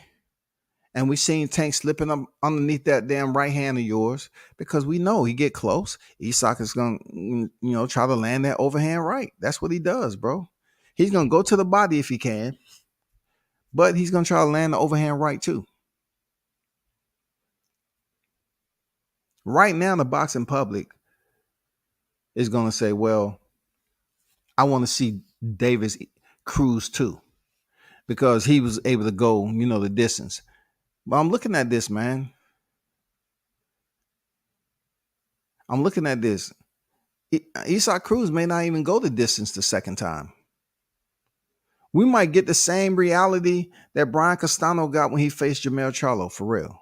If Gervonta Davis is able to make the changes, if he decides to sign on with Isaac Cruz a second in a rematch, the boxing IQ of Gervonta Davis may end the same way Jermell Charlo was able to do with Tony Harrison and Brian Castano, man. He may be able to stop him. But we don't have rematches to go off of with Gervonta Davis. Like who can you say top tier that he's rematched? He ain't rematched Barrios, Leo Santa Cruz, Gamboa, Cruz. I'm saying, who did he rematch? So we don't know what Gervonta can do in a rematch. So this would be a whole different type of, setting that we see in Gervonta stepping in there for a rematch, man.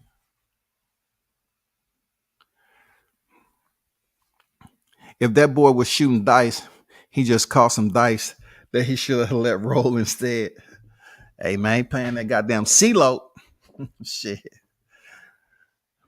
Damn. He's just extremely goofy dude, man. I mean, I'm not saying he's a bad dude, but that shit I showed you with Mike Tyson podcast, he said your legacy will be forever tainted if you don't take this fight. No one will ever remember your name. And I'm saying to myself, they're not really remembering you right now. It's almost like what you said, if he doesn't do it, it's the same shit that's going on with you. T.O. and Junior said Rolly won every round too. I mean, they said that because that's their boy. That's their boy, man. You know what I'm saying? They're going to stick with him. Before the fight, T.O. had Rolly defeating Tank. Of course, man. That's his boy, man. They real close. Tank and Cruz has that Charlo versus Castano 2 potential. Styles make fights and Tank can make the adjustments. I agree, man. 100. I agree. I heard Coach Ford say he wanted to steal the star status back from Cruz. Yeah, he did say that, man, out on the block. You know what I'm saying? He said he wanted to steal that star status because, they label Cruz as a star has been born. You know what I'm saying? And that's what happened in boxing a lot. Like, I had this conversation with my people, and I said, man, don't rush the fighter. Not everybody can do the Teofimo Lopez's, Jihad Tuckers. You know what I'm saying? Not everybody can get the attention David Morrell is getting right now. Not everybody was able to do what Leon Spinks was, get the title shot at what, six fights against Muhammad Ali. I mean, not everybody's able to come on deck early on like a Keyshawn Davis. Shakur Stevenson fight on TV like that. Not everybody got that shit. But Cruz, for them to say a star has been born just because he went the distance, that wasn't the first time Gervonta Davis went the distance, first of all. Second of all, the first boxer who went the distance with Gervonta, they wasn't saying a star was born, only because Gervonta wasn't at the state. He wasn't at the status he was now. He wasn't that star. But now that he's a star he is, and Isaac Cruz goes up here and goes a distance, it just seems like the boxing media was in a hurry to say, a star has been born. And, Gervonta gave him his props. He didn't want to dog him out. You know why Gervonta didn't want to dog out Isaac Cruz? Because Gervonta is trying to get that Mexican fan base to like him too. He want that Mexican fan base to support him too. That's what it is. You can't really, when you want to fuck off the Mexican fan base when it comes to boxing, you got to already be up there. So it's better to have them tag along, be nice, continue to go in there and defeat their favorite fighters. And then you're going to get that one fighter that's going to be black against Mexican. And you just totally goddamn let loose and take off on their ass and say, you know what, this is going to be absolutely disrespectful.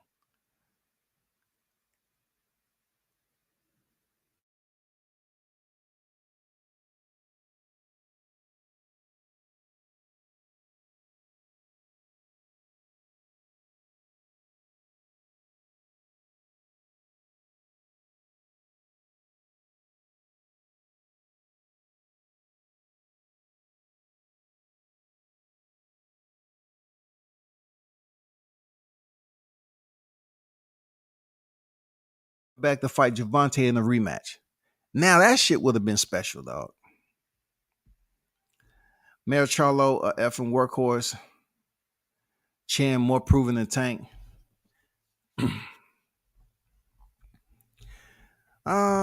Chan more proven than Tank. I think they kind of neck and neck, bro. Let me see. Who can I put in there that had the power to test him like Castano? Castano really don't have no power like that. Who can we say that was up there testing Jamel's Charlo chin like that? Jason Rosario wasn't. He didn't never fight J-Rock. Never fought Jay Hurd. I mean, who can you say? Who can you put up there? Tony Harris is a boxer. He ain't really a puncher like that. So I still say that, they neck and neck a little bit, but because look at Gervonta Davis. Like, we wasn't expecting Leo Santa Cruz to knock him out, Gamboa to knock him out. People was looking at the size difference between Mario Barrios at 140. We didn't see him get hurt in that. I guess both of them can be equal when it comes to the opponents that they faced and the punches they took. I guess. You know what I'm saying? But yeah, man, give it up to Mel. Man, he absolutely proved me wrong. I got to give Mel his respect, dog. Like, Mel is the undisputed, legit, no ifs, ands, no bullshit. It don't matter what I think about the dude having a big mouth. He went and got that shit done in the most dramatic fashion. A KO, dog. Yo, how did that little hacker kid look last night? I missed the fight. He looked good, man. Man, he looked composed. He's grown, man, into his frame. Dude looks solid, dog. Jaleel looks solid, bro. He was investing to the body shots. Seriously. That he's grown, obviously. And he looks solid, man. And when he was up there boxing, he looked calm and shit. And I told people that when Gervonta came down here and beat Mario Barrios, right? I told them when the camera stopped rolling, the Showtime cameras or whatever. I forgot his name, the brother that's always with TMT, but he brought Jaleel Hackett in there and sat him up at the table where Erickson Lubin and Kevin Cunningham was sitting, and they start remediating, media getting him groomed and shit. I like that. Public speaking is everything. I like that shit. The cameras was off. People was leaving and shit. Jaleel Hackett did not have a fight that fight card, but they brought him in there to start getting him groomed to sit up there and answer questions from the media. Good shit, dog. Tony Boswell on deck with a salute, Tony. Much respect. WCS in the chat. Stop there in the show support and hit the like button. Appreciate you, Tony, always, man. Thanks for pulling up, my guy. For real. Hope all is well with the fam. A star was born because Cruz out in a good performance. Plus, that makes Latinos buy into Cruz even more for the rematch. True, I agree. And also, they buying in for Cruz because of him being an absolutely tenacious tyrant. Isaac Cruz is a vicious individual, dog.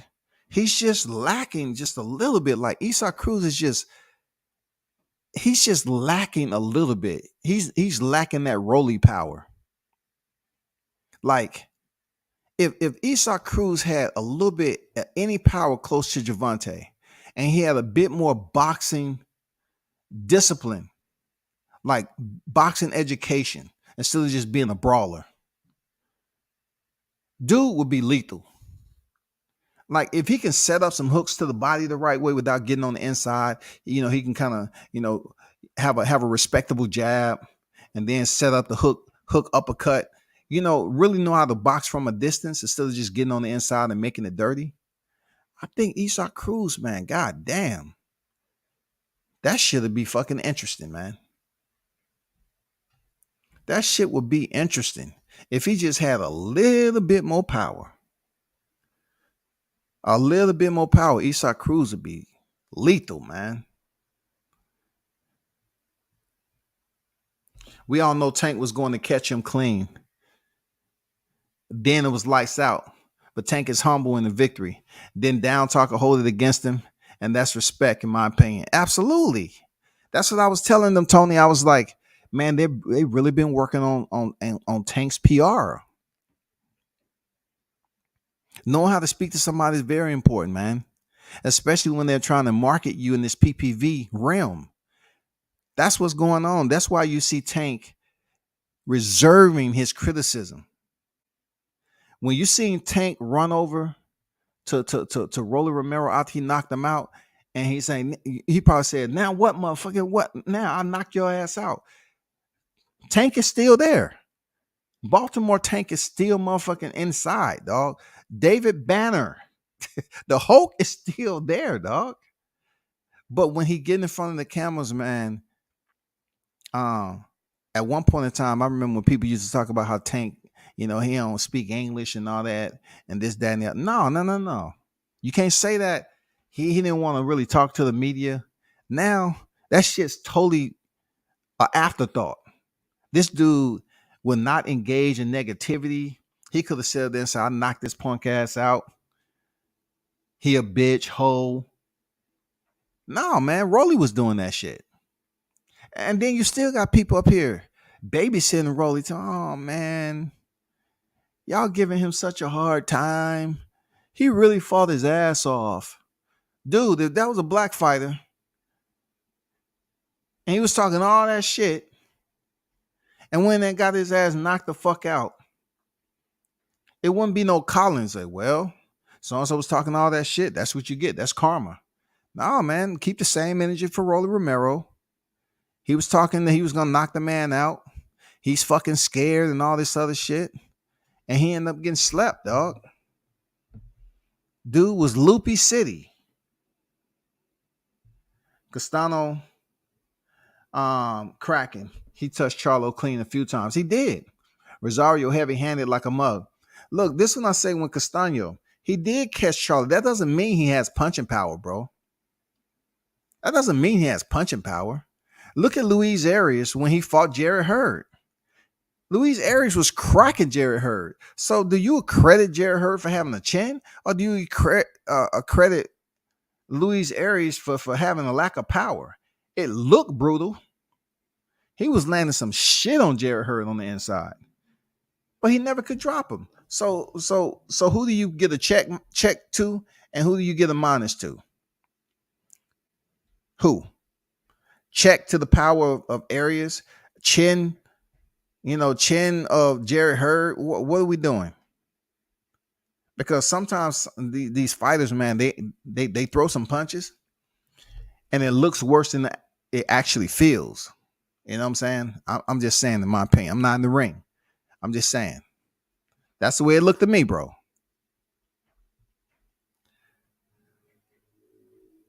I say Mel's chin is more proven because he engaged even more when he get caught. Tank gets in the bicycle more often. I agree with that. You're right. You're right about that. Mel will get the better of the exchanges now. When you back him into a motherfucking corner, Mel will slow your ass down, goddammit, and cock his head to the left. Mel Chow cock his head. He was like, "What, nigga? I'm still here, nigga. You ain't doing shit, man. I'm still here. What? You gonna have to give me more than that. Give me more, goddammit." Salute to Jaleel Hackett. Young boy got a nice future ahead. Yeah, man. I agree, IB. You know what I'm saying? Jaleel, man, I saw his frame. I was like, dude has been working. Dude has been working. He's been in the lab, dog. Shout out to his pops, Bernard, man. You know what I'm saying? Shout out to Bernard. Shout out to the Russells, man. They was in the building. Peace and blessings to his father, man. Mel could, but they ain't letting Charlo get all the belts at 160. Maul. It'll be different for Maul, in my opinion. I think Maul, if he really wanted to pursue unifying, cool, but I don't know what he's trying to do. Is he gonna move up to 68? He gonna move to 54? I don't know, man. I have no idea what Maul Charlo is trying to do. That's a good question. Triple G has 2 of them belts. Andrade has 1. Maul has the other. And that's another person that was at the fight last night. Demetrius Andrade. You know what I'm saying? He was dressed way more appropriate that he didn't put the brothers back 1,000 years and shit with his attire. But shout out to Boo Boo that was in the building.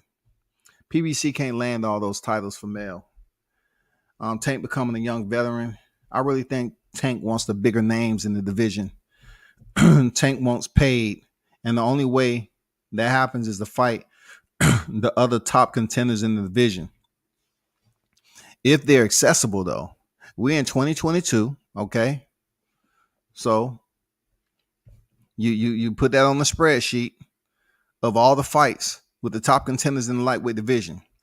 He's not going to be able to get Lomachenko, Devin Haney, or George Kambosos. You can extract those 3 out. They're not fighting Gervonta Davis because they already locked into that trifecta, okay? Then you factor in who else is really considered a big name, all right? At the bottom of the list, Isak Cruz, okay? Isak Cruz and Nakathila, in my opinion, are pretty much around that little bottom feeder, because Nakathila, he lost to Shakur Stevenson, but he stopped Miguel Burchelt, so he's at the bottom feeder too. What puts Isak Cruz just a little bit ahead of Nakathila is the fact that he stepped in there and went the distance with Tank. All right, moving on. We got Ryan Garcia. Okay, it gets a little dense from here. You have Jojo Diaz that lost. Man, you have Masayoshi Nakatani and Richard Comey. I mean, that's really like a let me go over here right quick.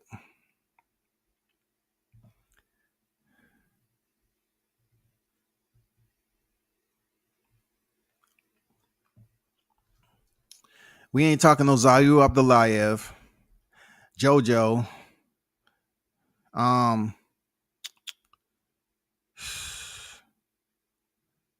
Nakathila is ranked 8th in the WBC. It gets a little okay. Mikael Rivera, that's who I was thinking of. Mikael Rivera, he wants to fight Tank. That's who I was missing. So we cannot forget about Rivera. The Muhammad Ali lookalike. We can't forget about Rivera. And You know, Frank Martin coming up. However they choose to move him, he's coming up.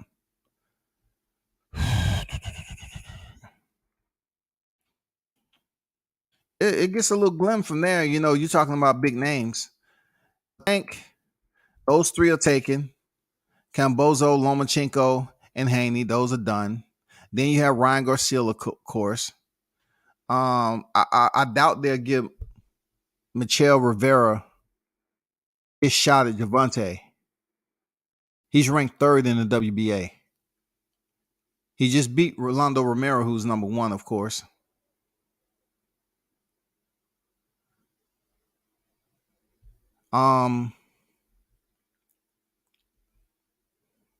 Unless y'all want to see Billy Dib, I might want to see some Billy Dib. We all know, we remember Billy Dib.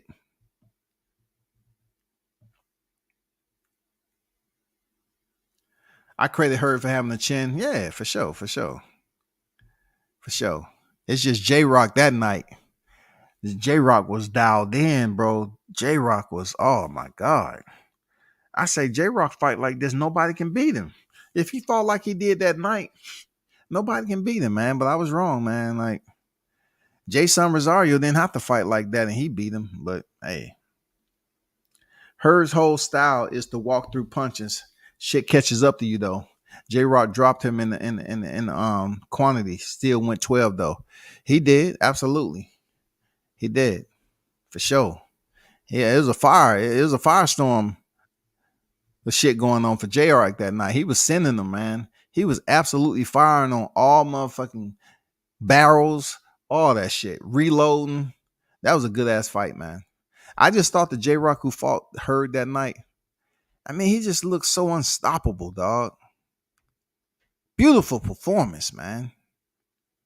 Does Tank have to leave Floyd to get a shot? Man, I don't know what's going on with that. You know, some of these topics that be flooding social media out here, and people have so many motherfucking conclusions. Oh, he's not leaving. He is leaving. He ain't leaving. He is leaving. I just let it go and until something official comes that we find out what's going on. You know what I'm saying? What we talking about? Is he leaving Florida? Isn't he? That ain't true. Tanks get paid versus whoever at this point. These names people think are big requires a bigger slice, but don't really bring much. If anyone can get Tank a shot, it's TMT and Showtime. Not sure what you mean by a shot, but Ellaby don't give a F about no shot. That is absolutely true. Leonard Ellaby is absolutely all about those funds and continue to raise Tank up. And you see that he was still, how you put it? He was still bigging up Rolly Romero even in defeat. You know, that's Leonard. That's what he's supposed to do. You know what I'm saying? That's both Mayweather promotions. He's bigging them up. He didn't want to dog him and drown him in misery and shit after being stopped. And then, you know, it's quite different than when Adrian Broner, you know, was on stage disrespecting, you know, Leonard Ellaby and Al Bernstein. That was a different setup. But with Gervonta Davis, man, you know, people just see a lot more equity in Gervonta, bro.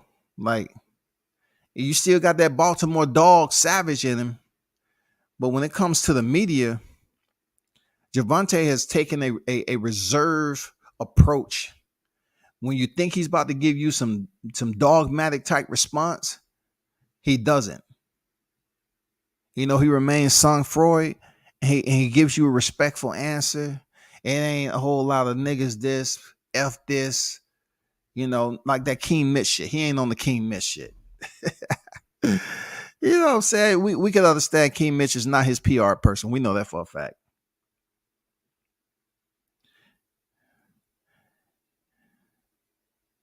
We know Tank is a draw for a crowd, but don't you think he wants legacy? He could do that, in my opinion. The only fight right now, like, look, once again, Tank was kind of, you know, letting that shit roll off his tongue just a little bit too fast. He said he was thinking about going to 130. After he said his most comfortable division is 135, right? But what if he was to drop to 130 and fight Shakur Stevenson? That wouldn't benefit Tank per se, because he's already been a champion at 130. That would absolutely benefit Shakur, though.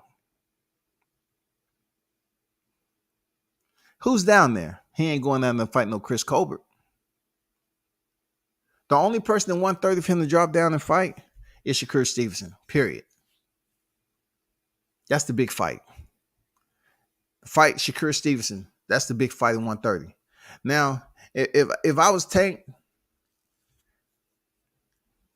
I see some benefit to try to pick it up 2 straps, because Shakur is a unified champion down there.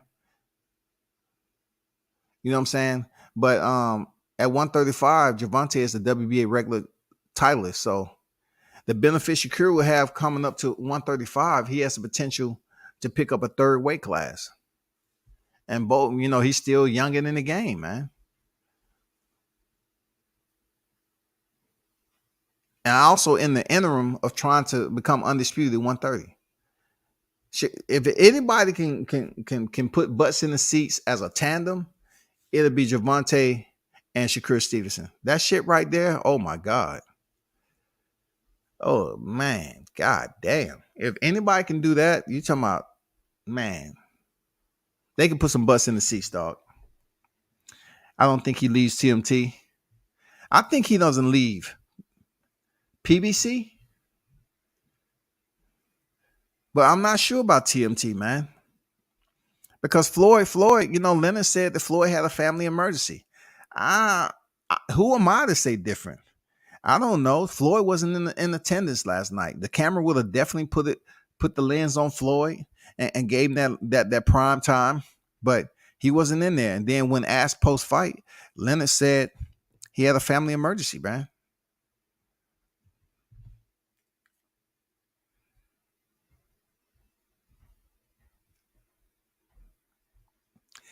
Agent of Problem Broner, what's good? He said, "Nah, keep my name out your mouth, Slim. I'll pull up on you."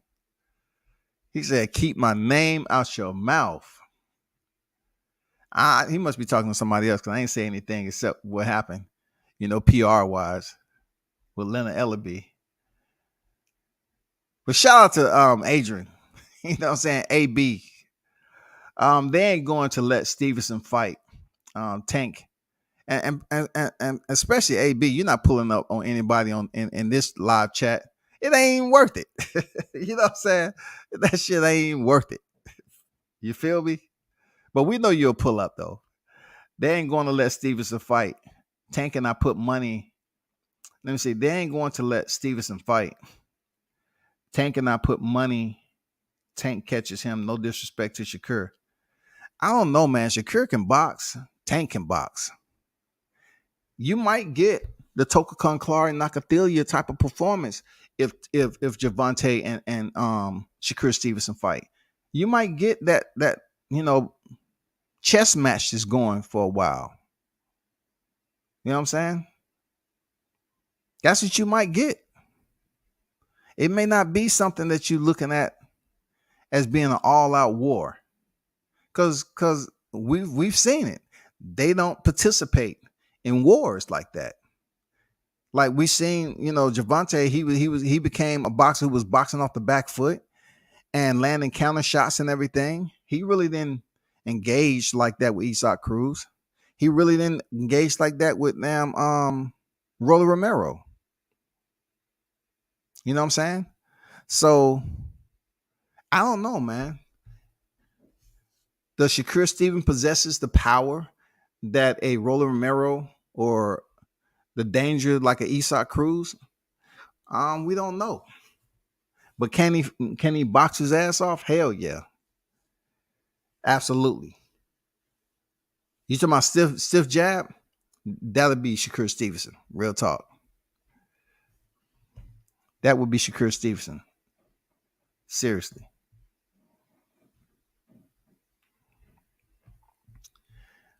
Let me check some other shit though.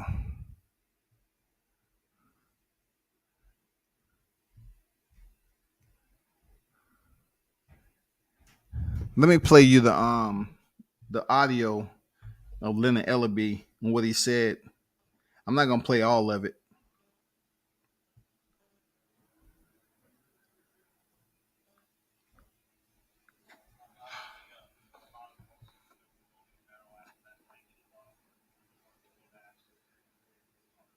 No, you know, that's his opinion. You know, like I said, all kinds of emotions are flying around. So, you know, take a little time off and, you know, see what next steps are. Oh, that's my young gun. I'm very proud of. There he is, Jaleel Hackett. Very proud of him. Hey, Linda, how you doing? Najee from Cigar Talk. I was privy to you and Ryan kind of had a little back and forth. He was really adamant about trying to get the Tank fight. How do you feel about that? Ryan don't want to fight Tank. Man. Come on, man. You know, you got guys out there like Mannix and them try to pump him up and like he's some killer.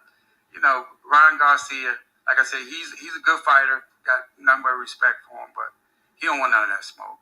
He don't want none of that smoke because if he did, he'd make Golden Boy do it. And I've tried on 2 occasions that some of the reporters seem to forget when they say that Tank Davis don't want to fight none of the top fighters, but then they say that Ryan Garcia is a top fighter, but hey, we know what it is. Just one last question. I didn't see they did the celebrity row on the Titantron. I didn't see Floyd. I was wondering, just maybe possibly like where Floyd was, or if he had plans on coming and just couldn't make it. He had a family emergency. Leonard, can you? There's been a lot of speculation. Tank has said a lot of things and then kind of reversed course a little bit this week. Can you clarify what his contractual situation is and how you're going to move forward with him? No, I'm not going to discuss any fighter's contractual situation with you guys. I felt that was one of the best responses Leonard could have given. Seriously. Because it makes no sense to ask somebody like Leonard about contractual details. It's just not going to get, the answer that you're not going to get the answer you're looking for, bro. Are you guys still his promoter? Yes. Leonard, you talked about how excited you were about this fight early in the week. Talk about announcing that record-selling crowd of 18,970. It's big, man. Again, it's like this is what we do. We know what we're doing. You know, eventually you guys will give us our props, but we don't do this to get the props. You know, like I said, anywhere we go, it's like this. East Coast, West Coast, down south, UK. Javante Davis is a terrific fighter. We have a great company. I have a great team. And we're going to continue to do what we do, put on these big events for the fans. And, that's what it's all about, getting the fans exactly what they want to see. Why do you think he's such a big draw, no matter where you put him in the United States? Because he's doing a phenomenal job inside that ring, and he has a great promotional team. He has a great internal team. He has a excellent trainer in Calvin Ford. So when all these things are working together, this is what you get. Hey, Leonard, just wanted to know, how would you see a Ryan Garcia versus Romero fight playing out? Rolly Romero would knock Ryan Garcia out probably within 3 rounds.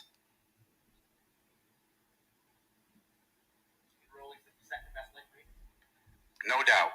No doubt in my mind. Again, like I said, is that Tank is a special fighter. He's a special fighter.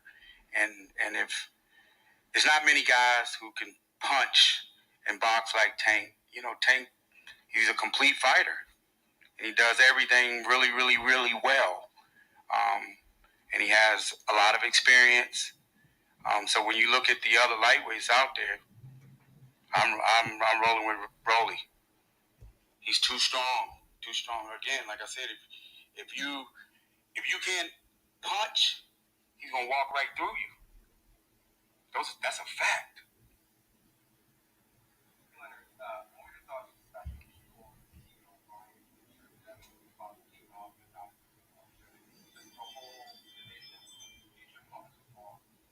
they all know that Tank Davis is the best. Okay, and that's respect. All those are excellent fighters, and they that's a sign of respect. Tank don't go to air fights. I'm just keeping it 100. Leonard, tennis star Naomi Osaka said that there was a shooting here or something. Do you know anything that happened? No, I've heard some rumors, but I don't believe in rumors. And what would you like to see Rolly do next? Take some time off and next steps. Rolly's a very good fighter. And he showed you guys why. I just wanted to go a little piece of that. Not to go too in detail, That was the CEO of Mayweather Promotions, Leonard Ellaby. They ain't going to let Stevens fight Tank. And I put money Tank catches him, no disrespect to Shakur. But he was being pressured. That's the difference between them. Tank isn't pressured. He comes forward. Correct.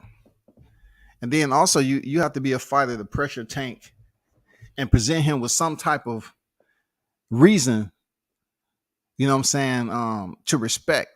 Like they asked him straight up yesterday, did he have power? He said, yeah, he had power, but I was gonna, buy my time, and then I was gonna slowly but surely come back and start putting in work once I get warmed up. And that's the same thing with Isak Cruz. I think he respected Isak Cruz enough to know that Isak was all about the war. He's gonna give you that Mexican type fighting style.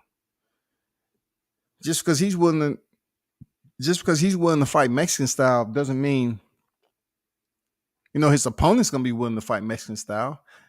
I mean, that's a dangerous game. You can have power in both hands. That doesn't mean you have this incredible chin. You know what I'm saying? So you can have a decent chin, but that doesn't mean you want to inflict and expose yourself to so much damage in an all out Mexican style brawl.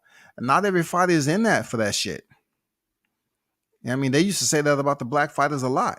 That we go in there and we want to fight and we want to box and swim and not get wet. But in some cases, man, with opponents, you have no choice. You can swim and you're gonna get wet, bruised, and you have to work through it. But he was being pressured. That's the difference between them and Tank. Pressure comes forward. I look at Shakur Stevenson pressure. The way he fought Jamel Herring, it was very meticulous, man. It was a thought process. He was patient with it. He fought a smart fight. And then he went in with Oscar Valdez and did the exact same thing, man. But to be honest, Oscar Valdez, him lowering his stance the way he did, and he already short, just to try to sneak a overhand right or whatever he was trying to do to get in close to Shakur Stevenson, didn't work. But Oscar Valdez isn't a Gervonta Davis. They two different boxers. So I think the matchup would be damn good. I don't know if it'll ever happen in the next year and a half. It's a lot that's going on with this sport. I don't know, man. I know Hector Garcia called out Shakur Stevenson and said, hey, come over here and get this smoke. I'm ready. Let me know what you want to do. And Hector Garcia is the fighter who gave Chris Colbert his first loss. So it happens, man. Damn, I can only hit 2 hours already. Hey, it's been cool, man. Appreciate y'all pulling up on this Sunday. Y'all continue to do what you do. Support the channel. Hit the like button on the way. AB, goddamn, hit the like button on your way out, man. You know what I'm saying? Hit the like button, AB. Appreciate you pulling up. Support the channel and everything. Turn up and tune in to World Combat Sports. And look, congrats to damn Gervonta Davis for another spectacular knockout. Shout out to the undercard, those individuals that got that win. And also Jaleel Hackett, man. Look good in that performance, bro. Keep doing your thing out there. Keep grinding.